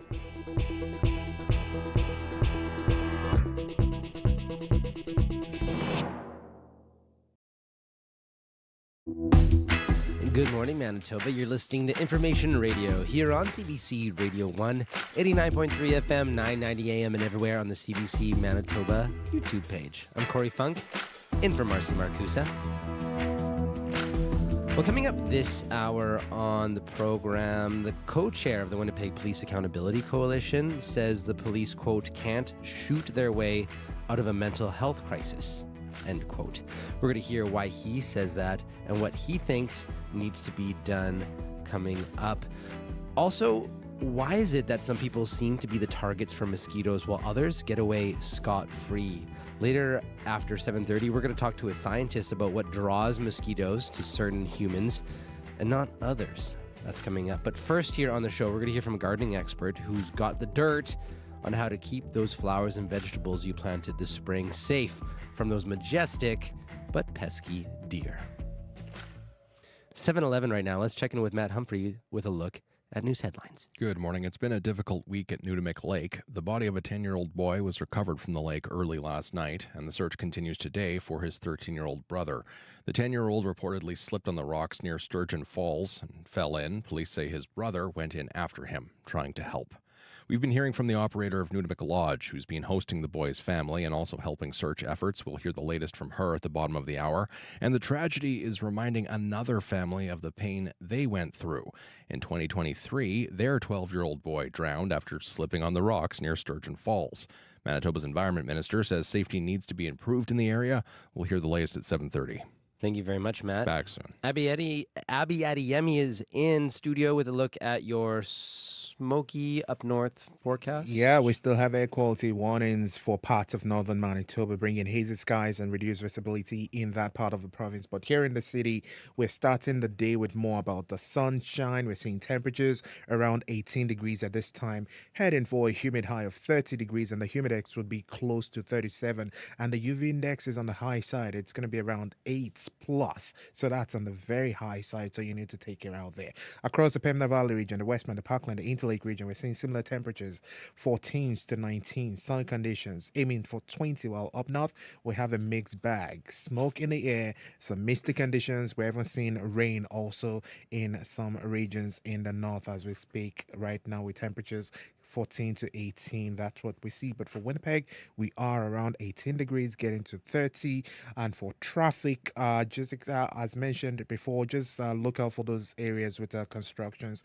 Even those minor curb lane repair works can really slow traffic down. So look out for that and just be prepared. But you see anything in traffic, let us know. 788-3093.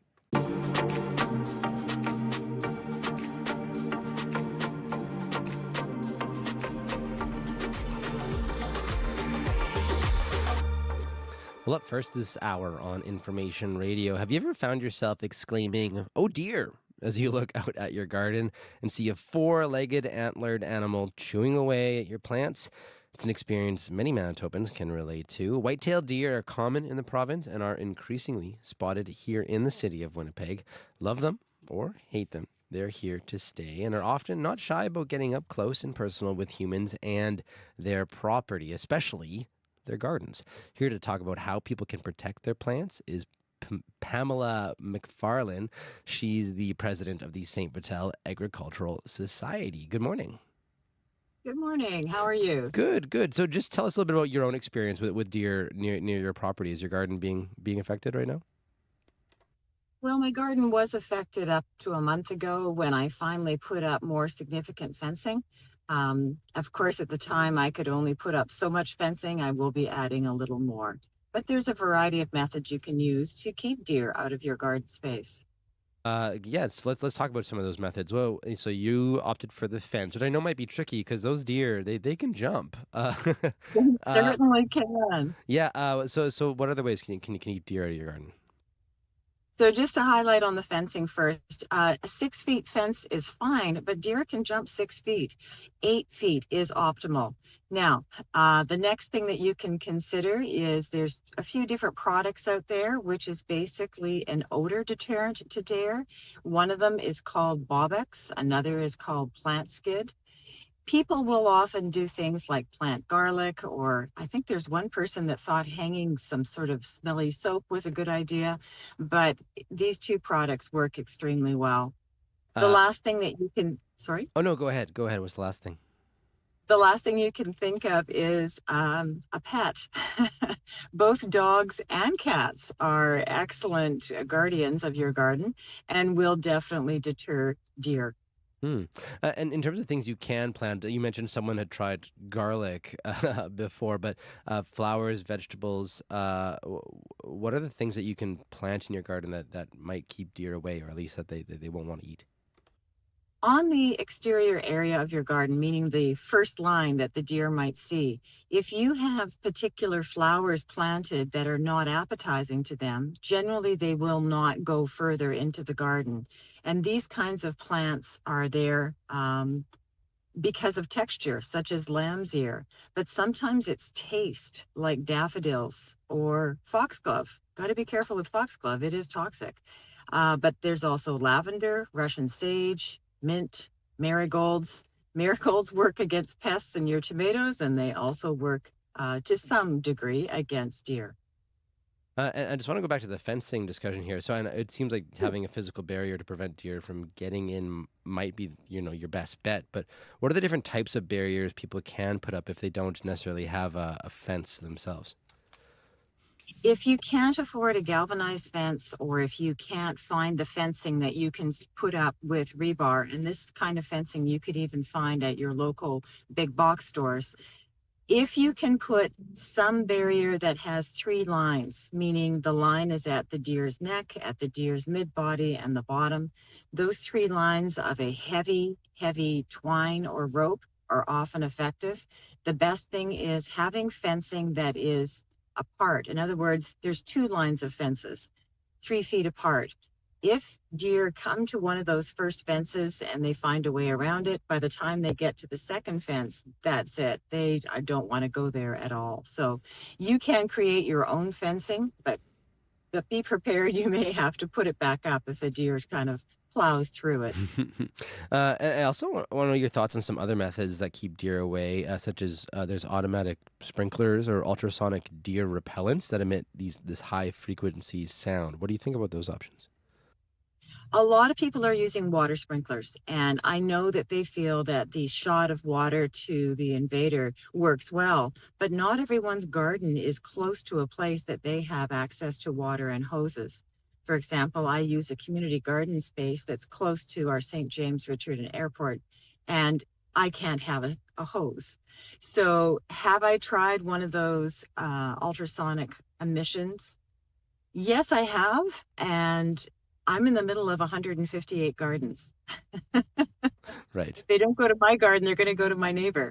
Right, exactly. Well, Pamela, thanks for your time this morning, and all the best with your garden the rest of the summer. And just a last thought, we have a fair coming up for St. Vital, August 7th and 8th at St. Vital Arena, and everyone is welcome. Lovely, thank you. That is Pamela McFarlane. She is president of the St. Vital Agricultural Society. How do you listen to your favorite Manitoba shows when you're on the move? Get your daily dose of information radio, Radio Noon, and Up to Speed, live and on demand. Just open the CBC News app, tap the local drop-down, and hit play. It's the easiest way to keep our province at your fingertips. Download the CBC News app today. 7:18 right now here on Information Radio. It is 18 degrees right now in Winnipeg at the Forks, heading for a high today of 30. Well, a Manitoba couple who lost their son in 2023 is speaking out after learning another boy drowned in the same area. The body of 10-year-old Maximo O. Ramirez was found last night near the shore of Nudimic Lake, as you've been hearing in the news, but the search for his 13-year-old brother Aaron continues. The story brings back painful memories for Mohammed Danish Habib and Orouge Danish. Their 12-year-old son, Usaid Habib, drowned in the same area 3 years ago. They spoke to CBC's Santiago Arias Orozco. I was like, wait, what? It's the same place, almost the same time, same day. And we kept looking that if they were found or not. What went through your mind when you found out that this was happening? Yeah, it was very shocking, and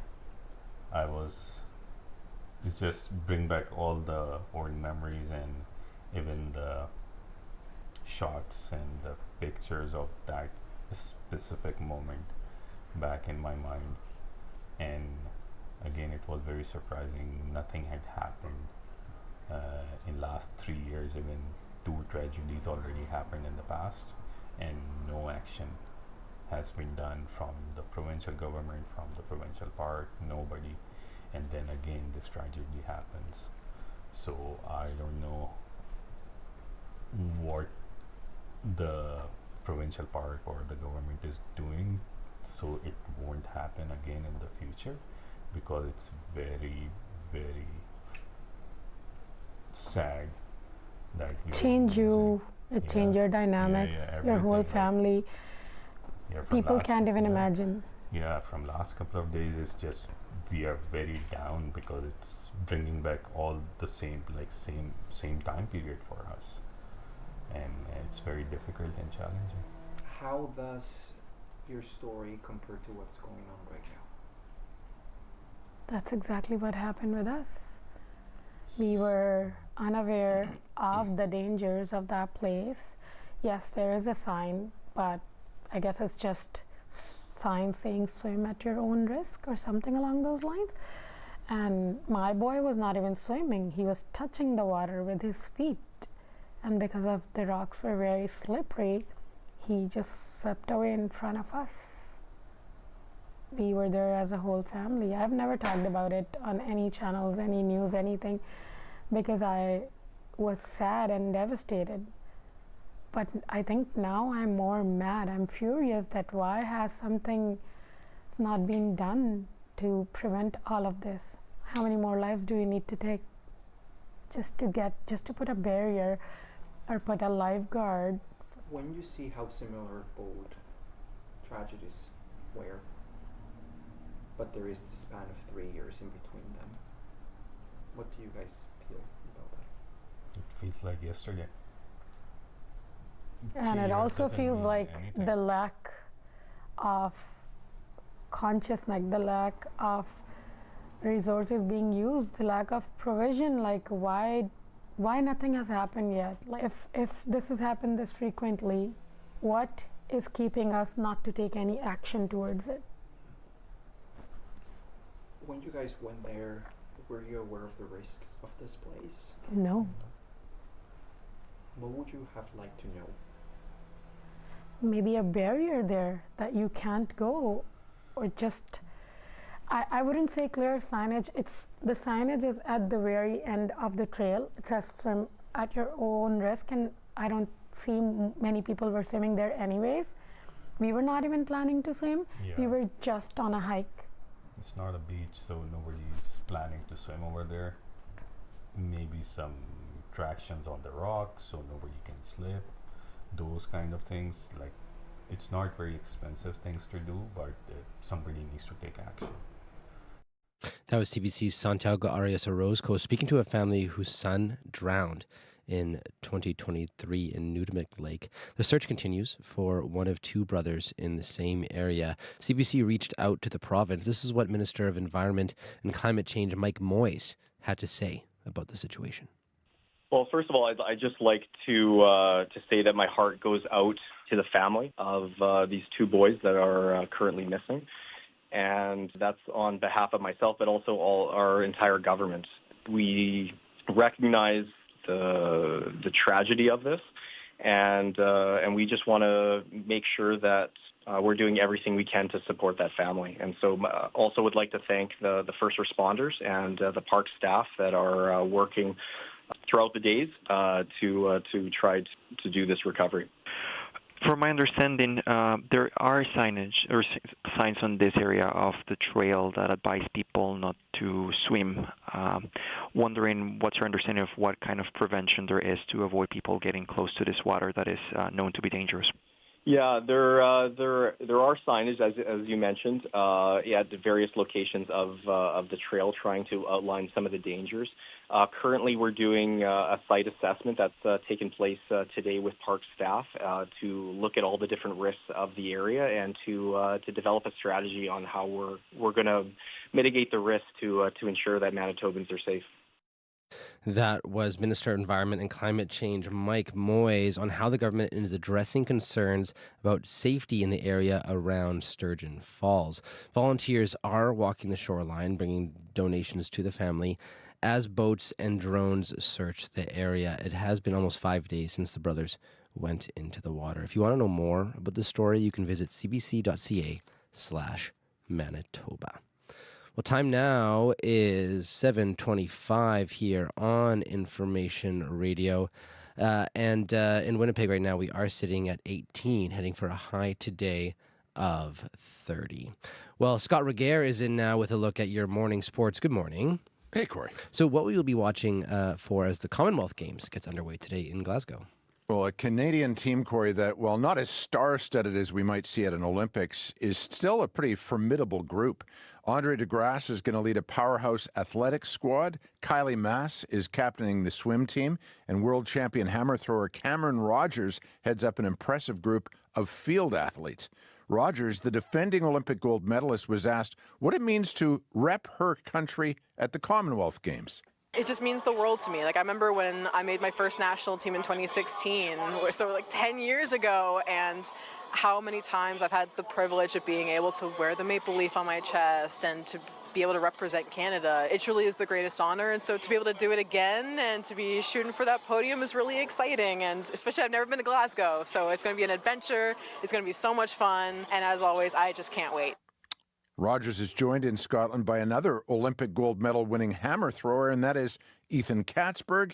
Then you have Sarah Mitten, one of the world's top shot putters. There may not be the quantity of athletes we saw wear the maple leaf at the Paris Olympics, but the quality is certainly there. Canada looking for a top 3 finish among the 74 nations involved. Right, this is actually going to be smaller Commonwealth Games than we've seen in the past. So, well, why is that? Well, the Australian state of Victoria, Corey, was meant to hold these games, but pulled out because of ballooning costs. Glasgow stepped in to fill the void, something Commonwealth Games CEO Katie Sadlier says was vital.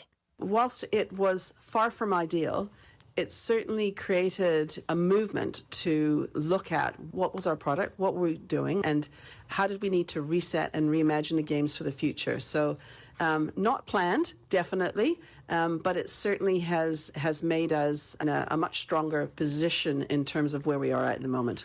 And where they are is at a point, Corey, where the competition has shrunk from 20 sports being contested at the last games to half that at these games. Gone are high-profile events like diving, beach volleyball, triathlon. All of this, of course, means the games will be cheaper to put on, but there are bigger questions at play.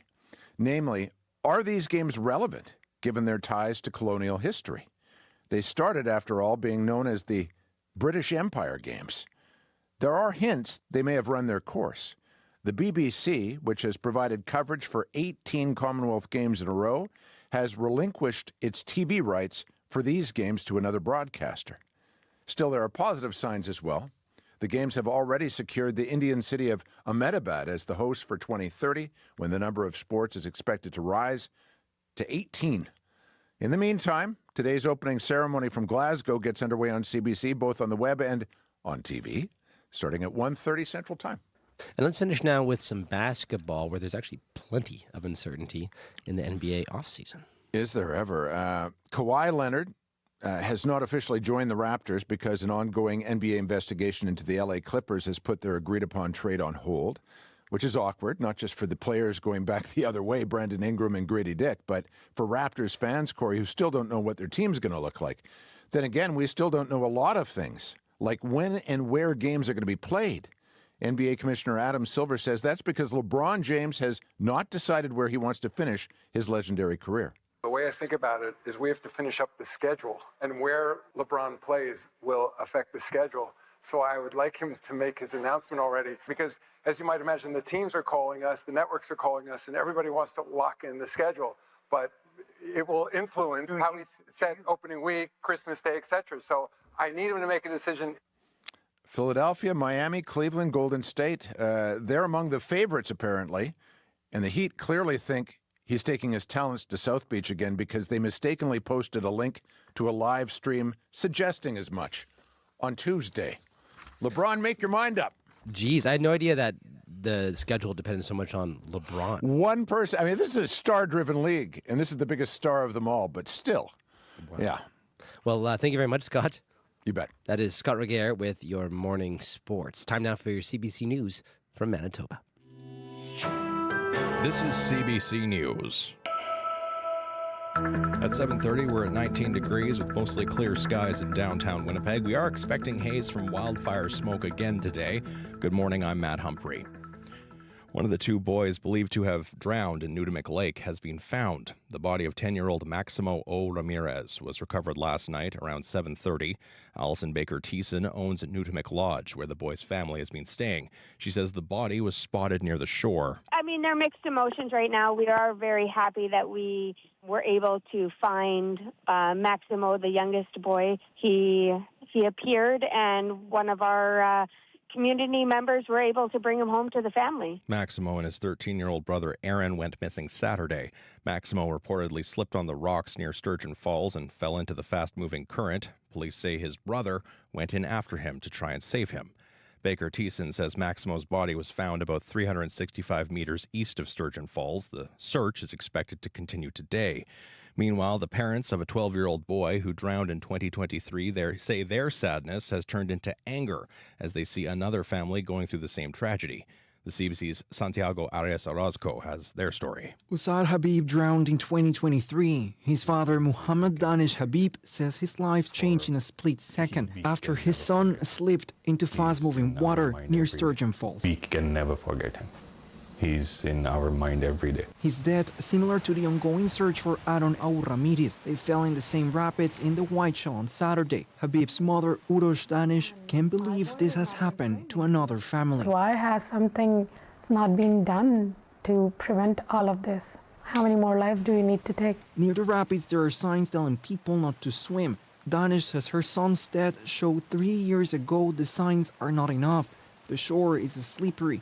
They believe other deaths could have been prevented if the area had been fenced off after her son drowned. We have already suffered. I don't think anyone else need to suffer. This could be easily prevented. The environment minister says safety improvements are needed in the area, but is not committing to any yet. Santiago Arias Orozco, CBC News, Winnipeg. A group in Charleswood want a short-term rental near their homes shut down. Police have been called to the house on Dedrick Bay multiple times, including for a sex trafficking arrest in 2024.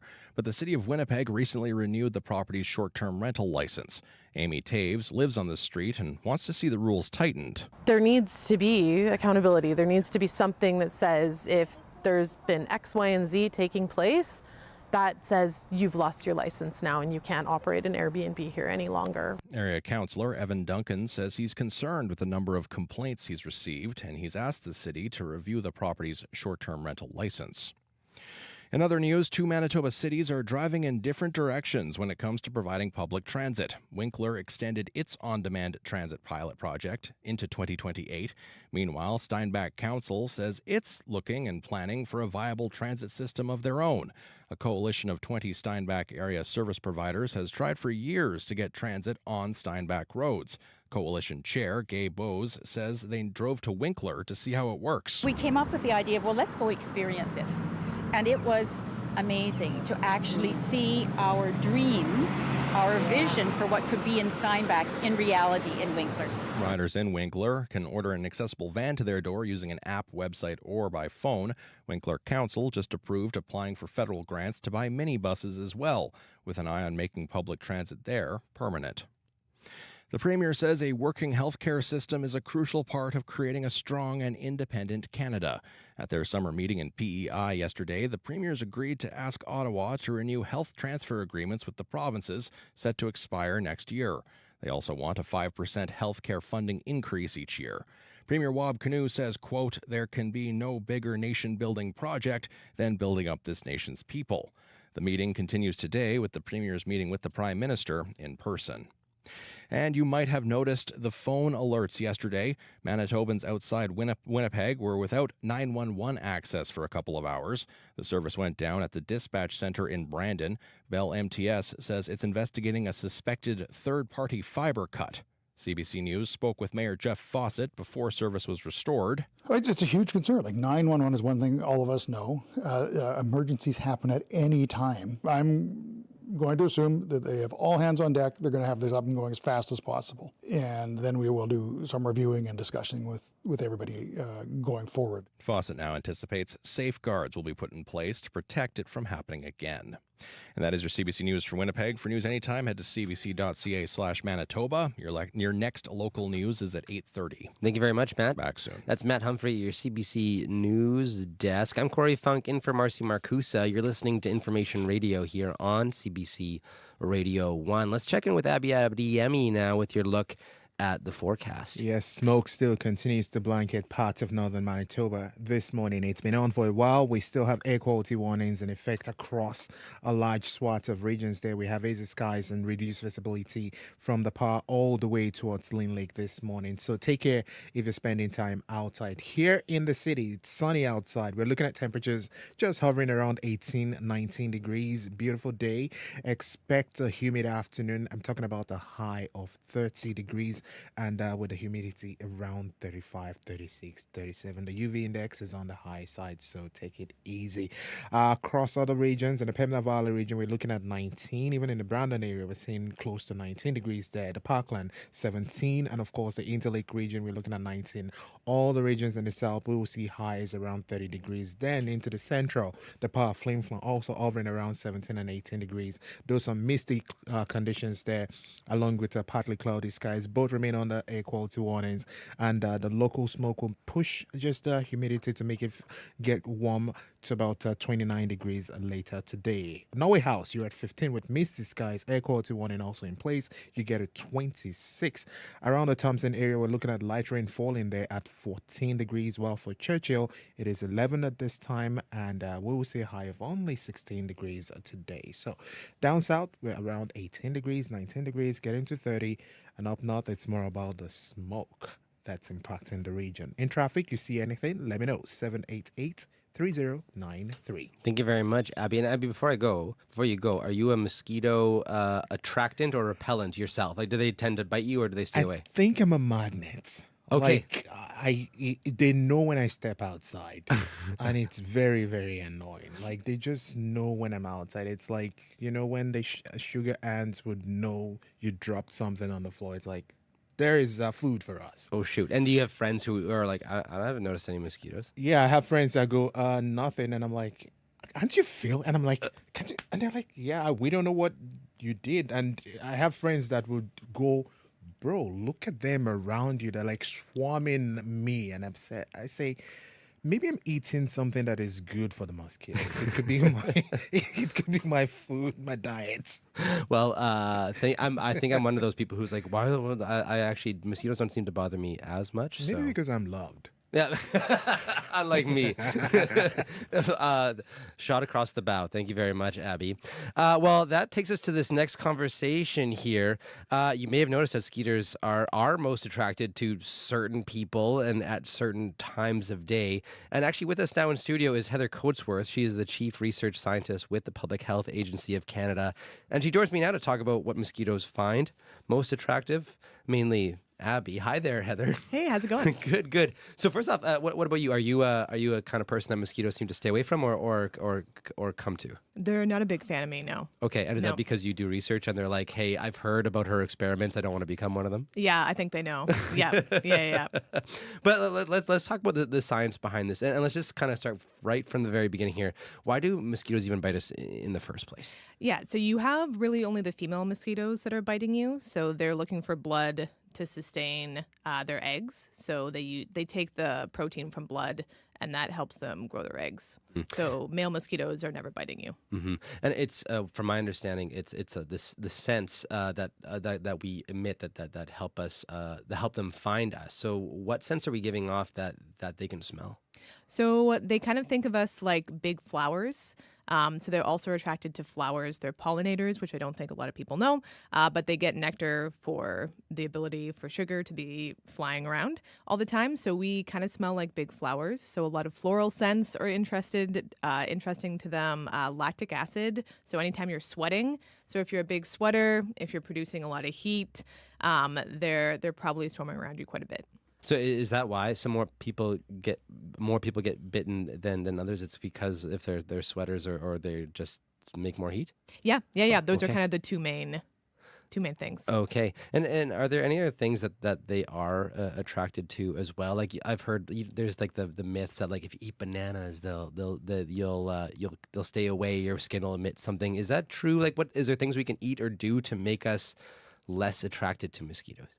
I mean, outside of your traditional mosquito repellents, there's not really a lot of like hearsay and secondary factors. There's been some studies on skin microbiome being different between people, but it's really a combination of different bacteria.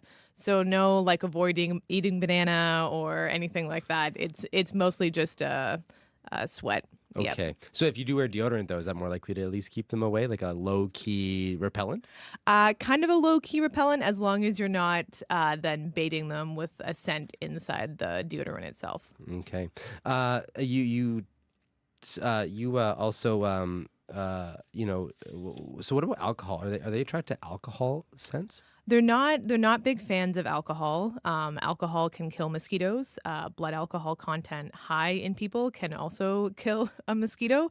If you think about that, when you're taking in a lot of alcohol in a blood meal for them, it's not good for their offspring at all. So they're not often attracted to any kind of alcohol scents. So you probably don't see them swarming bars in the area at all. They're not frequent flyers. Interesting. That doesn't mean that you should drink more, though. Just putting that out No, there. no, not at all. And any other, so, and like you said, that's pretty much the only thing that you can put in your body that somehow has a direct effect. There's no other dietary things that you can do that would keep them away, not direct dietary things. No. Okay. And we've talked about the scents mosquitoes like. Which besides alcohol do they stay away from other scents that maybe we could put on our body? Yeah, obviously there's chemicals like DEET and similar, but there's a lot of essential oils as well. So lemon eucalyptus oil is one of them. Your classic citronella from afar may work. Things like thyme and basil and peppermint oils have all been proven effective. They're just a little hard to be effective for long term. So DEET is still the top of the hierarchy in terms of things that repel. Yeah, still mosquitoes. the best. Everything else you'll probably have to reapply every 30 minutes. Mm-hmm. So you've done a lot of studies of mosquitoes. I just got to even ask too, have you come to appreciate them more, or do you still, it's like much of the population to despise them? I mean, I'm a buggle at heart, so I think they're pretty cool organisms. I mean, obviously it sucks, pun intended, that they bite us, but here in Canada, most of the mosquitoes are important pollinators for native plants. So we wouldn't have a lot of the plants that we still have, especially in northern areas of Canada, without those mosquitoes.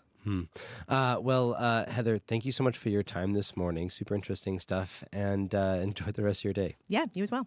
Heather Coatsworth is a chief research scientist at Public Health Canada. Manitoba is a conversation that never stops. From your first coffee with information radio to the midday pulse of Radio Noon and the drive home with Up to Speed. Don't let your day get in the way of your favorite shows. Just open the CBC News app, tap the local drop-down, and hit play. Bring your community with you. Download the CBC News app and stay live with us. Thank you. 7:43 right now. You're listening to Information Radio here on CBC Radio 1. I'm Corey Funk in for Marcy Marcusa. And right now here in Winnipeg, we are sitting at 18 at the Forks, as well 13 right now in Brandon. Thompson, you are sitting right now at 13, actually experiencing a little bit of light rain right now as well. You're going to be hitting a high today of 24. There's also a yellow air quality warning in effect. And still to come here on Information Radio in just about 5 minutes or so, we're going to speak with the Winnipeg Police Accountability Coalition about their thoughts on police involvement on mental health calls. That conversation next in our series, looking at fatal police-involved shooting where mental health is considered. Well, we do have a time for a little bit of music. And as we mentioned earlier in sports, today is the opening ceremonies for the Commonwealth Games in Glasgow. And it has a full lineup of homegrown talent, including KT Tunstall, who's Canadian. And here is their song with Suddenly I See.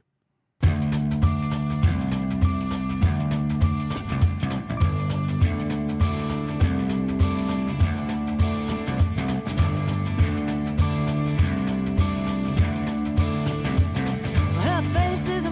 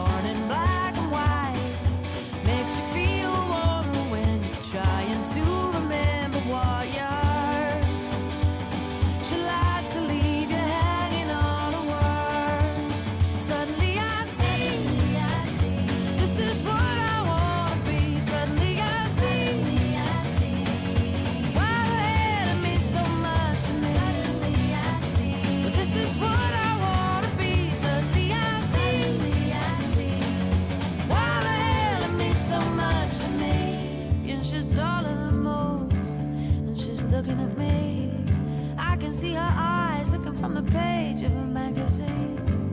She makes me feel like I could be a tower, big strong tower, yeah. The power to be, the power to give, the power to see, yeah, yeah. Suddenly I see she got the power to be, the power to give, the power to see, yeah, yeah. Suddenly I see she got the power to be, the power to give, the power to see, yeah, yeah, yeah. Suddenly I see she got the power to be, the power to give, the power to see, yeah, yeah. Suddenly I see she got the power to be, the power to give, the power to see, yeah, yeah. Suddenly I see this is what I wanna be. Suddenly I see why the hell it means so much to me. This is what I wanna be. Suddenly I see why the hell it means so much to me. Oh yeah, yeah. Suddenly I see why the hell it means so much to me. Yeah, yeah. Suddenly I see why the hell it means so much to me. That is KT Tunstall with Suddenly I See. She'll be performing actually at the opening ceremonies of the Commonwealth Games today in Glasgow, which you can watch on CBC at 1:30. Feel that? That's the thrill of the Northern Super League. And it's back on CBC Gem with 6 fierce clubs battling all season long for glory. From coast to coast, Canada's first professional women's soccer league is bringing the heat. For the fans who live for the roar of the crowd, the last-minute winner, and the moments that make sports unforgettable, this is your season. Watch the Northern Super League all season on CBC Gem. 7:49 right now. You're listening to Information Radio here on CBC Radio 1. I'm Corey Funk, in for Marcy Marcusa. Well, next up on the show, our series on looking at the different perspectives on police shootings where mental health is a factor continues. If you're just tuning in, over the past 7 years, CBC Manitoba has reported on 6 fatal police-involved shootings that appear to involve mental health calls, including one that happened last week in Winnipeg's Linden Woods neighborhood. We've heard from the former civilian director of Manitoba's police watchdog, a criminologist, and a New York-based organization who works closely with police on mental health calls. The Winnipeg Police Accountability Coalition is an allied group of over 100 community-based organizations, and they're committed to finding meaningful change to address police violence and systemic racism. Abdi Ahmed is the co-chair of the Winnipeg Police Accountability Coalition, and he joins us now via Zoom. Good morning. Good morning. So when you hear about another fatal police shooting where mental health is a factor, what stands out to you most about that? It's disheartening when we hear this kind of news come through. And honestly speaking, it's what we have come to expect when police are involved with people who have gone into a crisis due to a mental health situation. And how do you think police should approach situations where people are in a mental health crisis? Can you say it again? How do you think police should approach issues where people are in a mental health crisis? I think we should not be using police to approach people who are in a mental health crisis, simply because police do not have the skills and the relationship to address people who are in a mental health crisis. We also know that people who are in mental health crisis go into escalating mode when they come across police who are in a militarized uniform who have guns. It just exacerbates the situation. So we believe that there should be an alternative model that's community-led that can actually address people who have a mental health situation. We should not be using police to respond to mental health crisis simply because it ends up in these kind of fatalities that we have come to see quite often. So the reality of sometimes a mental health crisis is that there is a potential for the person to become violent. and sometimes, as we know, de-escalation, of course, is always something front and center that people try tactic people try to use, but it's not always straightforward, especially in a mental health crisis situation. So, is there so what do you do then? When you know that violence is a possibility, can that be done without police? I work in the mental health field, and we work with people with diverse mental spectrums of mental health situations. Often, it is possible to de-escalate when someone is going through crisis, when you have the skills to be able to respond to these kind of situations.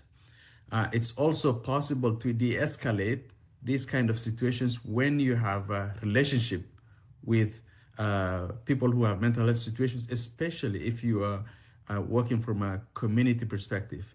And many of the folks who have skills to deal with mental health crisis situations often know how to approach it from a relationship perspective. Police go into these situations with a militaristic mode, with the idea that it can escalate anytime, and with the idea that they have to protect themselves using guns. So when you go into these kind of situations with the idea that you are going to be hurt, so therefore you protect yourself with a gun, you end up killing people. But when you go there with compassion, knowing who it is, knowing the kind of person that you're dealing with and the skills that you have to be able to de-escalate, you are able to reduce the number of fatalities we are seeing with the police interactions with people who have mental health crisis. There is a program in place. The Winnipeg Police Service has the Alternative Response to Citizens in Crisis, or ARC program, which pairs officers in plain clothes with mental health workers. Its hours, though, are from 8 a.m. to 11 p.m., and ARC doesn't go to calls where violence might be a factor. In your view, how could this program be different? ARC, in my opinion, is a starting point. It's not the solution to the mental health crisis situations of people who have mental health issues. First of all, ARC is not available throughout the time. It's only available until 11 p.m. and most of these things happen late into the night. That's number one. Number two, ARC uses uniformed, armed police officers to go with them to these kind of crisis situations. So it does not solve the problem when addressing people who have gone into mental health crisis. What we ask for is an alternative model. ARC, it was created by the police, the municipality, as well as with provincial organizations, without the support of the community. We believe that a community-led crisis response program will be able to respond to this. And the thing is, honestly speaking, it's the community that should take leadership. These people are in the community. They have community relationships. It's only the community that has the idea to be able to resolve these things. And police and the city and the province should partner with communities to be able to address this. There are situations in other jurisdictions, in other municipalities that have involved community-led processes. Tell me about those. Do you have any examples specifically of a jurisdiction that in your opinion is doing it well? So they are quite myriad. There are many programs across North America in municipalities that have been created by community in partnership with the municipalities and police that have had successful outcomes in addressing mental health crisis situations. I will share two with you. One is in Oregon, Eugene, Oregon, and called Cahoots, and works with the police, and it's community-led, which has significantly reduced the number of fatalities when it comes to people in crisis situations, often led by community, often responded to by community, and has taken away this kind of, basically costs from police into community and reduce the number of calls into 911 to be able to address by police. The other one is the Toronto community model, which came out of community groups coming together to develop a process that can respond to people in crisis situations. That program in Toronto has also had significant results in reducing this kind of crisis. So we know this process works. We know community-led crisis response program works to reduce this kind of situations. We're not saying. Would your group be willing to, be part of something like that? A partnership like that? Yeah, of course. We're not saying that these programs that being implemented in Eugene, Oregon, and Toronto are the solution to one in Winnipeg. We need a Winnipeg community-led solution, and we're able to work with the police service and the city. We've done this. Mm-hmm. We've talked to. Sorry. And have you brought this up with police as a possibility? Yeah, we've met with the police board multiple times. We've met with the mayor quite a number of times. We've met with the previous police chief, and as a matter of fact, next week we're meeting with the current police chief to continue to have this conversation.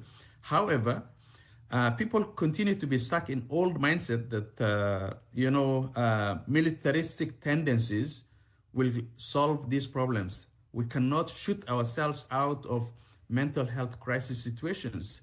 We need to be compassionate. We need to allow community to contribute to be able to solve these problems, to reduce the number of fatalities that we see when police interact with Black and brown people who are in mental health crisis. Well, Abdi, we'll have to leave it there. Thank you for your time this morning. Appreciate it.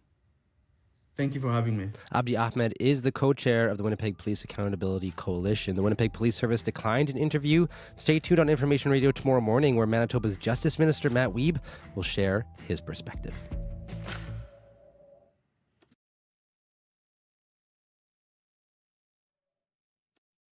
Today on Q. I'm Garbia Bailey in for Tom Power. Weird Al has made a career of turning some of your favorite artist songs into memorable parodies. Think Eat It, White and Nerdy, Amish Paradise. He's a 5-time Grammy winner, and he'll be here to look back on his illustrious career. Q. This morning at 10:30 in Newfoundland, and on CBC Listen, or wherever you get your podcasts. The CBC News is next. Coming up in half an hour, it's The Current. I'm Rebecca Zanbergen. There is an explosion of ticks in Canada this summer, and they're bringing with them a wave of illnesses. One doctor's call for more awareness of how to treat Lyme disease and other less familiar infections coming up on The Current. This is World Report. Good morning. I'm Marcia Young. U.S. President Donald Trump says he has reached a nuclear deal with Saudi Arabia, but he says it requires that the Gulf Kingdom normalize its relations with Israel. The program would allow Saudi Arabia to develop nuclear energy, but some critics say opening the door to nuclear proliferation is a bad move. The CBC's Willie Lowry joins me now from Washington. Willie, what can you tell us about this deal? So this is the culmination of years of negotiations between the U.S. and Saudi Arabia that actually started under the Biden administration, which tried to incentivize the Saudis into normalizing relations with Israel by offering to provide Riyadh with a pathway to nuclear energy. In a social media post this morning, Trump says that this deal would be contingent on Saudi Arabia joining the Abraham Accords. Saudi Crown Prince Mohammed bin Salman has long maintained, though, that he will not establish normal diplomatic relations with Israel and join the accord until a credible pathway to a Palestinian state exists.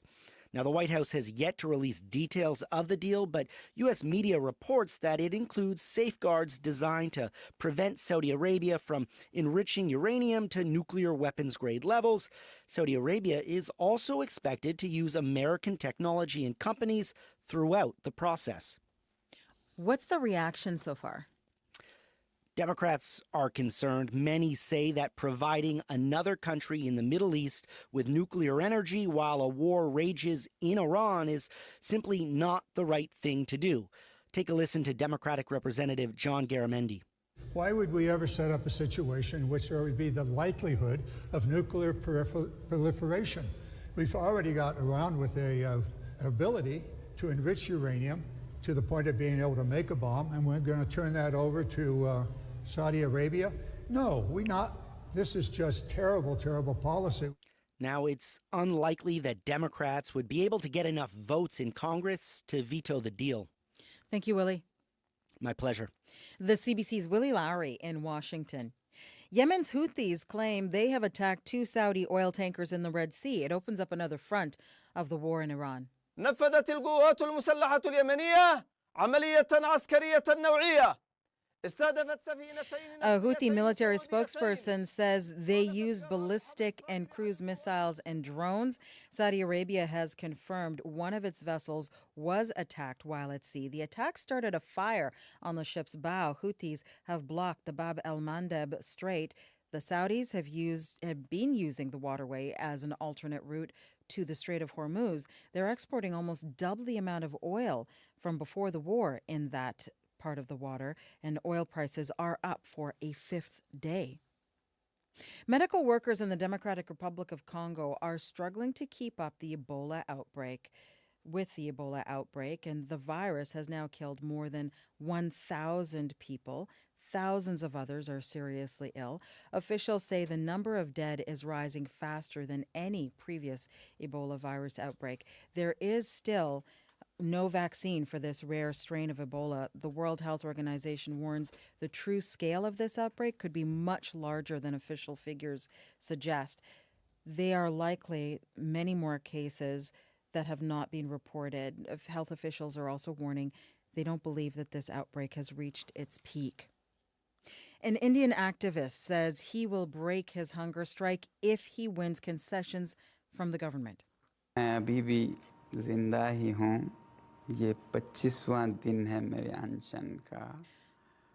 Wanchuk says he will end his 25-day fast if the government stops using force against student demonstrators. The Cockroach Youth Movement has been protesting over entrance exam fraud. Huge demonstrations have spread across the country, and it's testing the Modi government. Prime Minister Narendra Modi is now promising action, but Modi is silent on the students' key demand. They want the resignation of the country's education minister. Prime Minister Mark Carney arrived on Prince Edward Island last night. He had a private dinner with the premiers, and they will enter their own talks today. So far, there has been very little public squabbling. But as Janice McGregor reports, it's unclear if the group of premiers are equally prepared to make sacrifices in this trade war with the Trump administration. I feel some days that I'm standing alone protecting Canada, and I need everyone else to get on side. Premier Doug Ford's been all in, fighting for Ontario's industries. But now he's calling for backup. Everyone should be out there being a little more vocal, right? Analyze the exports actually targeted in these latest U.S. threats, and it's clear some provinces are set for more hurt than others. Machinery, electronics, plastics, rubber, that's central Canada's pain. And targeting wood products, critical minerals too, that triggers Premier David Eby. We need to be frank with the Americans that they will not get the kind of access that they seek to what's in Canada if this is how the conduct's going to go. If the Prime Minister calls British Columbia and says he needs support with some big sticks to have conversations at the table, then we'll be there. He may be ready to cut Americans off, but his neighbor in Alberta is not.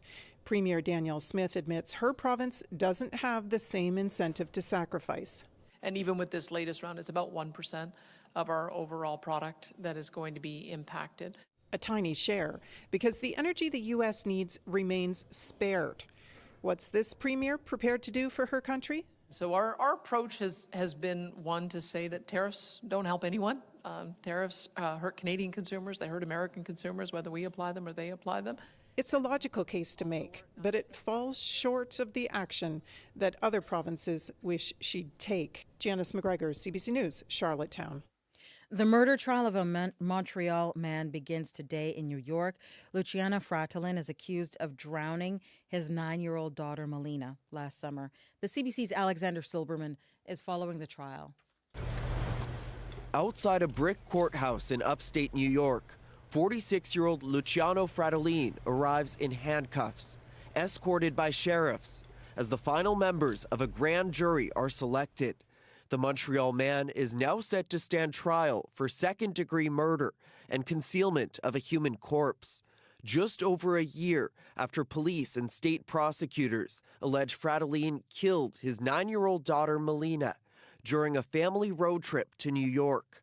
Fratellin called 911 and reported Melina missing, but as police investigated, they alleged Fratellin fabricated the story and was responsible. By a river, on the stretch of road near where Melina was found dead, a road sign now reads Friends of Melina Fratellin. It really shook a lot of people in the community. Bridget Cruz helped organize a vigil for Melina and was part of a group of residents in Ticonderoga, New York, who came together to rename a stretch of highway in her memory. I still cry. I cried for her family. I will always do my part to remember her little life. Robert Curry is a law professor at Dalhousie University in Halifax. He says it's possible Canadian and American police are sharing background or evidence. Does require that level of legal coordination between the two countries, but it is something that is quite ordinary. The trial is expected to last 2 to 3 weeks. Fratellin has pleaded not guilty. If convicted of second-degree murder, he would face at least 15 years in prison. Alexander Silberman, CBC News, Montreal. In Albania's capital,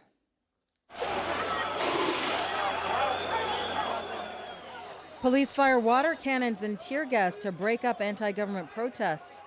Crowds gathered outside the country's parliament this morning just before its session was about to start. Albanians had been holding demonstrations since May. They accuse the government of corruption linked to several development projects.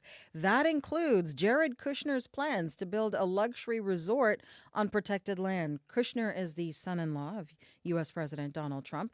The protests are testing Albania's Prime Minister Edi Rama. He's been in power since 2013. And finally,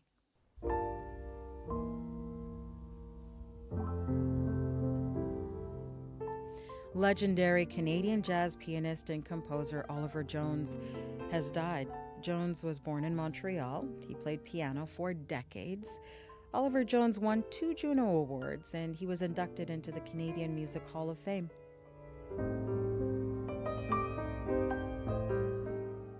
Jones has been credited with helping to establish Montreal's jazz scene. He was also appointed an officer to the Order of Canada in 1993. Oliver Jones was 91 years old. That is World Report. I'm Marcia Young.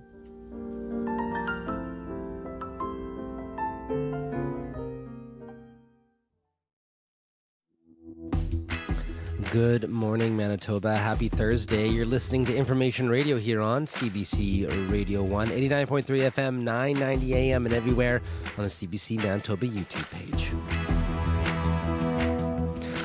I'm Corey Funk, in for Marcy Marcusa, and coming up this half hour on the show, he was a Norwegian hiker on a journey discovering the Canadian wilderness when he died in northern Manitoba last summer. Now, his parents have returned to Canada to visit the communities their son left a mark on, and they've stopped by the studio to talk about what they've learned from their travels in Manitoba. That conversation coming up right here on Information Radio. Stay tuned.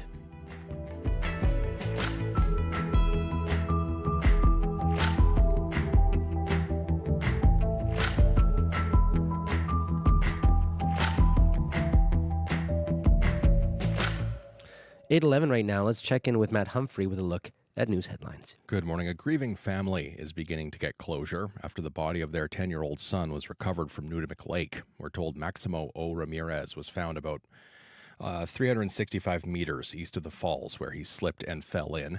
The search continues today for his 13-year-old brother, Aaron. Police say Aaron heroically went in after his brother, trying to save him. At the bottom of the hour, we'll hear the latest from the owner of Nunavik Lodge. She's been hosting the boys' family, trying to comfort them. She's also been involved in search efforts. And in other news, neighbors in Charleswood want the city of Winnipeg to tighten its rules for short-term rental properties. This comes after a problem Airbnb rental, which has seen a series of police raids and other incidents over the past 2 years. At 8:30, we'll hear from one of those neighbors. Thank you very much, Matt. Back soon. That's Matt Humphrey with your CBC News. Abby Adiemi is in now with a look at your weather. Yeah, we're talking about smoke in the air. We're talking about active air quality warnings. And of course, that's the story across the province today.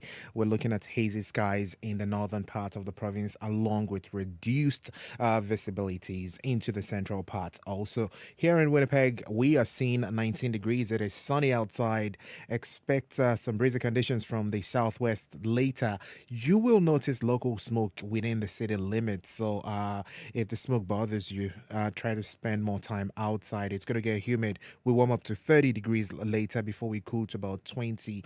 And tonight there's a chance of thunderstorms. Across the southern regions, we're seeing temperatures already close to 20 degrees from the Pembina Valley region all the way to the Interlake.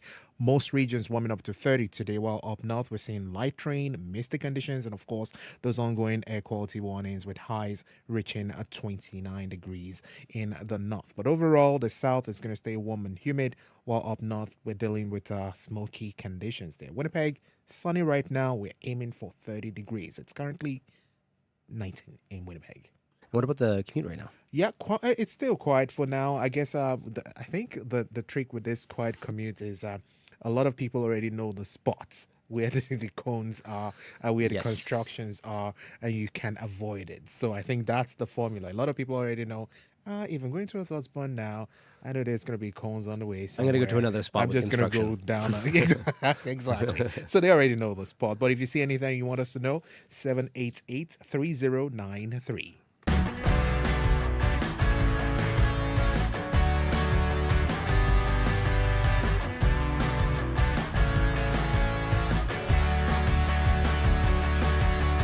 Well, up next here on Information Radio, he was a Norwegian hiker on a journey discovering the Canadian wilderness when he died in northern Manitoba last summer.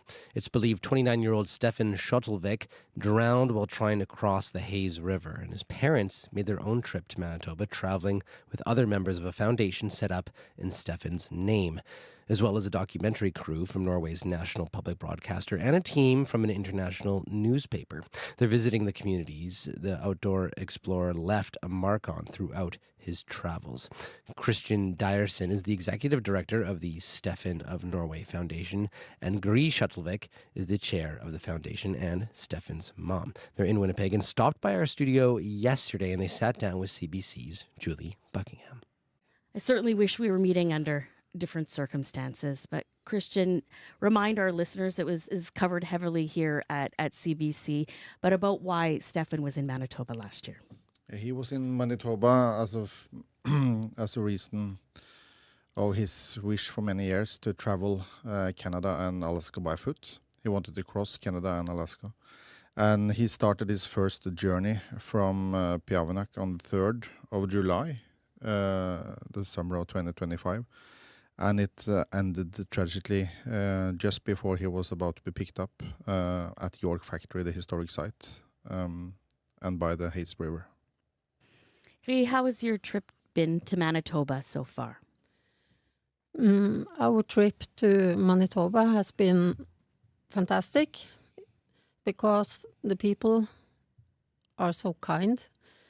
Many have a lot of stories to tell us about our boy, and to see where he walked and to meet the people he loved is important for our grieving, I think. Christian, what will the focus of the documentary, the doc, be about when it's put together ultimately by the Norwegian Broadcasting Corporation? It's based on what we learned was many hours of documentation video that Stefan made himself. And he brought with him the recordings it was found and retrieved from his gear, and none of it was damaged. And the recording goes on up until he's standing on an island in the middle of the Hayes River, just few 100 meters, as we say in Europe, yards from the historic site. And you could see the building, the historic site of the York Factory. You could see how close he was. And his last words to his dog was, "We made it, Togo boy, we made it."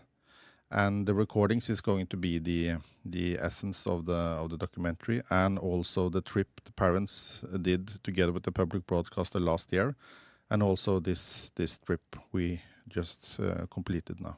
Is it easy for you to see why he loved this land that he really doesn't have a connection to, except wanting to be here? Yes, it's easy to see because he wanted wilderness, more wilderness than we have in Norway. And when we flew over the landscape, and when we have got to fishing trips where he went, I can see that I can understand that he loved it. You set up a foundation in Stefan's name. Why did you start it? What did you hope it will do? The family decided to establish a foundation called Stefan of Norway Foundation, and it is built on Stefan's values. It is built to establish cultural exchange programs between Canada and particularly the First Nations communities and Stefan's hometown outside the capital of Oslo. And we have received governmental funding in Norway to start already this fall a camp for young people in our local area to use wilderness and nature as a way of getting back on track with different kind of challenges. And we are now working with partners to establish Canadian partners, Canadian sponsors, Canadian contributors that can help establish this cultural bridge. And it will be about spreading the knowledge about the First Nations communities, the values, but also about the importance of the feeling of having a community, the importance of having knowledge about wildlife and nature.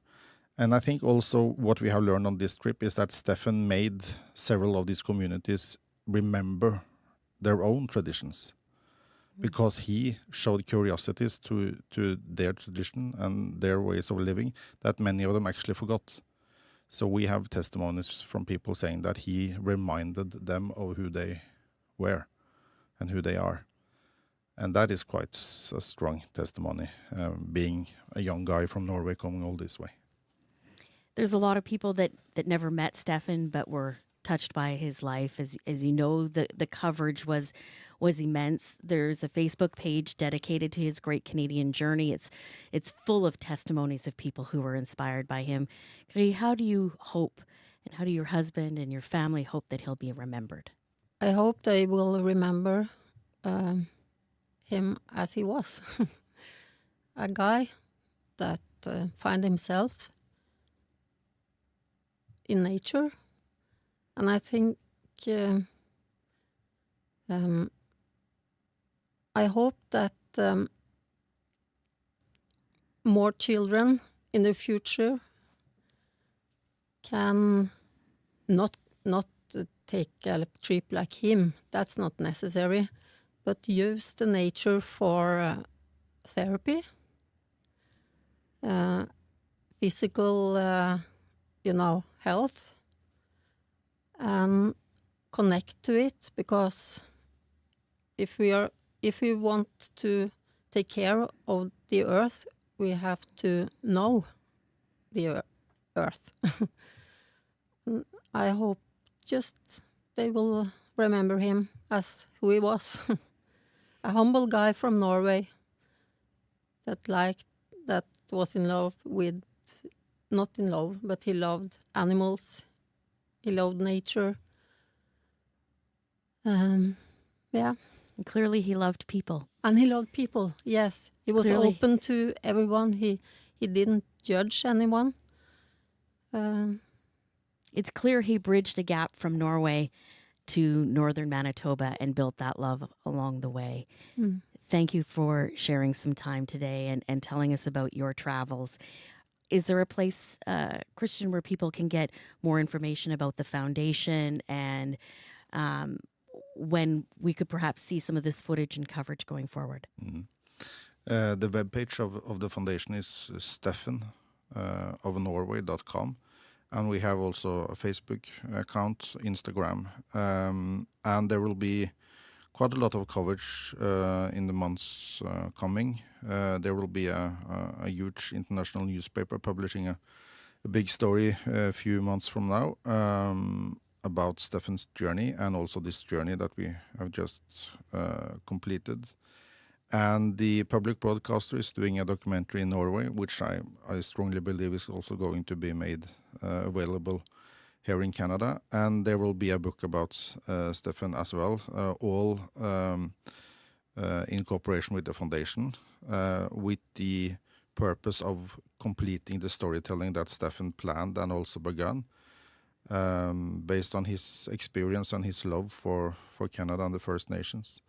So it's possible to follow the journey going forward. So something ended in the Hayes River, but something important also started, and that's what the foundation is working to expand also with Canadian partners. So that's an ongoing project. Thank you for joining us today. Thank you for having us. Christian Dyerson is the executive director of Steffen of Norway Foundation, and Gry Schottelvik is Steffen's mom and the chair of the foundation. They wanted to thank all those who made the trip possible, especially Sky Nations Ground Council, the Indigenous leadership organization representing 11 Sky Nations in northern Manitoba and northwestern Ontario, led by Grand Chief Walter Wastesekut. Manitoba is a conversation that never stops. From your first coffee with information radio to the midday pulse of Radio Noon and the drive home with Up to Speed. Don't let your day get in the way of your favorite shows. Just open the CBC News app, tap the local drop-down, and hit play. Bring your community with you. Download the CBC News app and stay live with us. 8:24 right now. We got time for a little bit of music before we cap off the show this morning. Dana Lee is a country singer based in Nelson, BC. She's originally from Manitoba, though, and her next album is being produced by Winnipeg's Liam Duncan. Now, if you haven't heard that name before, he's also known as Boy Golden. So here's Dana now with a song about playing pool, and that's the title, a song about playing pool.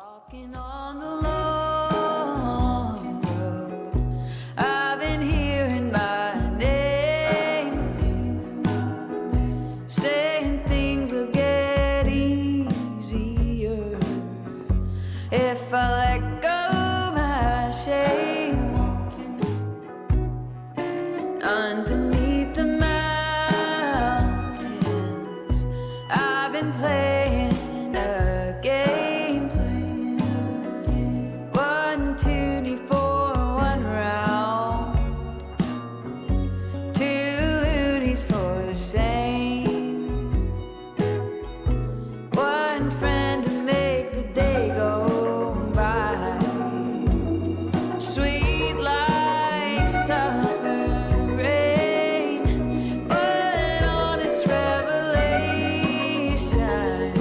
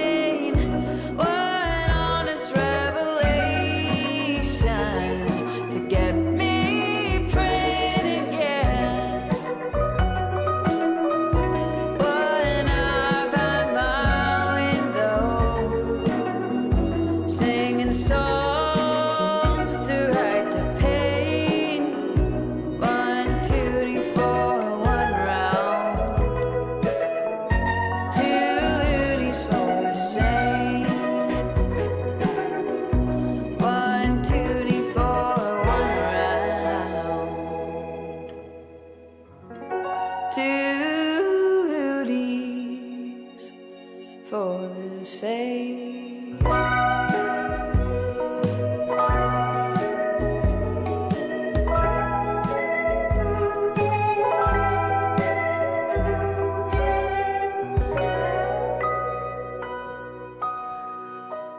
That's a song about playing pool, and actually that is the title, a song about playing pool by Manitoba's own Dana Lee, who now lives in Nelson, BC.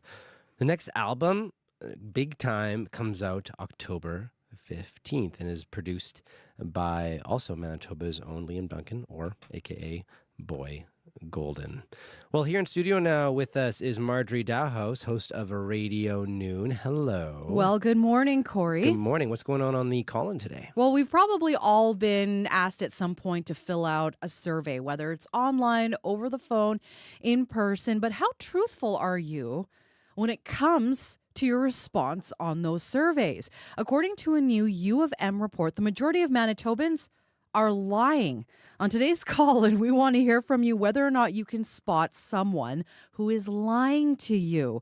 Would you consider yourself a good liar?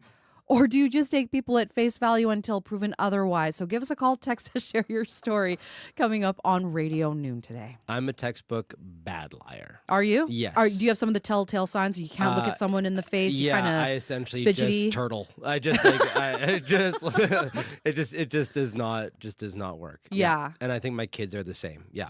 Yeah. It's the only thing they really lied to me about is whether they poop their pants or not. I'm the exact same way. I'll ask my kid, did you do it? No. Smell tells me different. I think that will always be a child's first lie to their parents, is whether they poop their pants.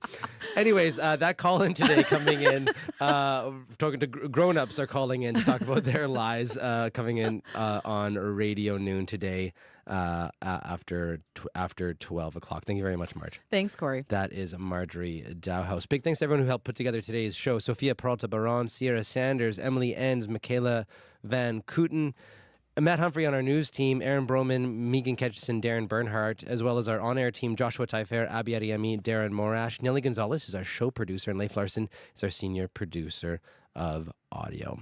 Time now for your CBC News from Manitoba. This is CBC News.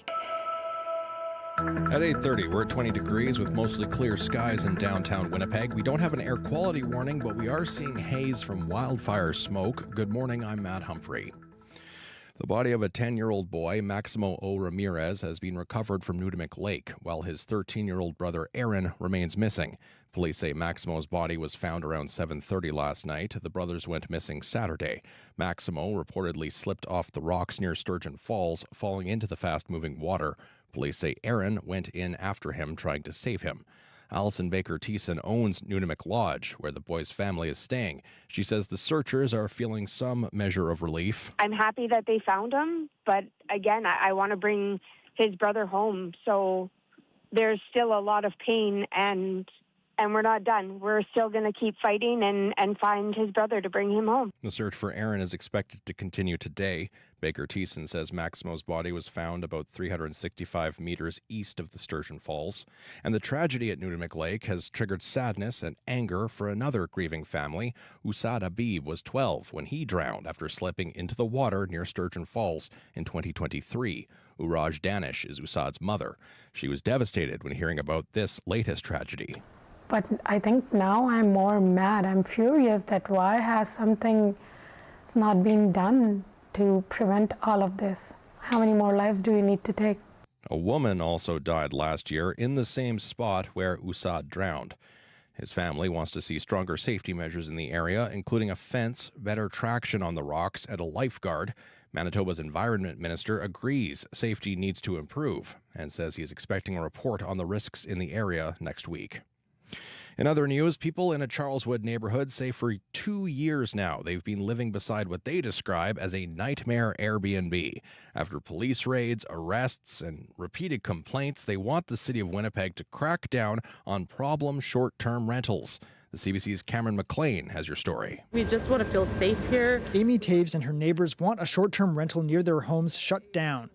The house on Diedrich Bay has seen multiple police calls in the last 2 years, including a human trafficking arrest in September 2024 and another raid a year later. Your boys were in All of the tears. cars, my boys were in. Jamie Satudian says the second police operation unfolded right in front of her family. I see a man scale the fence, gun drawn, plain clothes, storm the back door. My kids are terrified. We don't know what's going on. Residents say they've also seen large late-night gatherings and other disturbances. Daniel Wenham wants the city's licensing rules strengthened. There's always an excuse, but no situations are ever being accounted for. The owners declined an interview, but say they cooperate with police, and the city has not found they have violated their license. They believe they've been the subject of false and exaggerated complaints. Area Councillor Evan Duncan told CBC News he's concerned about the number of complaints he's received, and he's asked the city to review the property's short-term rental license. Cameron McLean, CBC News, Winnipeg. That's the type of neighborhood. A Winnipeg City employee who works for the fire paramedic service has been arrested for breach of a protection order. Police say the order requires the 59-year-old man to keep a particular distance away from a protected person. But while working on July 15th in a full WFPS uniform, he drove a fleet vehicle in an area, we're told, violating that order. The domestic violence unit took over the investigation, and the man is now in custody. And finally, Winkler's public transit pilot project will keep rolling until at least next spring. Winkler City Council will soon apply for federal grants to buy minibuses, with plans to make the service permanent. Meanwhile, a coalition of more than 20 Steinbach area service providers hope for their own public transit system in the automobile city, recently taking a ride on Winkler's buses to learn how it can be done. Winkler Mayor Henry Siemens says he's happy his city can help. It's not impossible. For years, we had heard that there was a need. We recognized there was a need, but it was always so prohibitive to do it and so overwhelming to get there. But when we were able to get there, it is something that's made a difference in our community. Also now, Winkler residents can order an accessible transit van on demand right to their door. For more on that story or any of our stories, head to cbc.ca/Manitoba, or you can use the CBC News app. Thank you for the morning, Corey. Thank you, Matt. Appreciate it. I'll have another look at news at 9 o'clock. Thank you. Back soon. That is Matt Humphrey at your CBC News desk. Abby Adiemi is in with a final look at your weather and your commutes. Yeah, across the province today, Corey, it's more about those heavy smoke and the active air quality warnings surely in northern Manitoba and the central parts of the province. While down south, we have more of like a warm and humid conditions. We're seeing sunny starts, hazy conditions in some spots in the south, temperatures close to 20 degrees at this time. Most of the regions will warm up to 30 degrees, but the humidity is going to make you feel hotter, warmer than that. And of course, the UV index is about 8+, so it's going to be really, really muggy. Up north, we're talking about smoke, mist, and of course some storms in the mix. Highs would get close to 30. Winnipeg, 19, 20, depending on where you are. Sunny skies outside with some local smoke, and we get to 30 today. Thank you very much, Abby. Thank you. Nothing in traffic, Curry. Yeah, pretty quiet over here so far. Must be summer or something. Who knew? Yep. Thank you, and thanks to everyone who tuned in this morning. You're listening to Information Radio here on CBC Radio 1. It's been a pleasure. I'm Corey Funk, in for Marcy Marcusa. Stay tuned. Coming up next, The Current. Have a good one.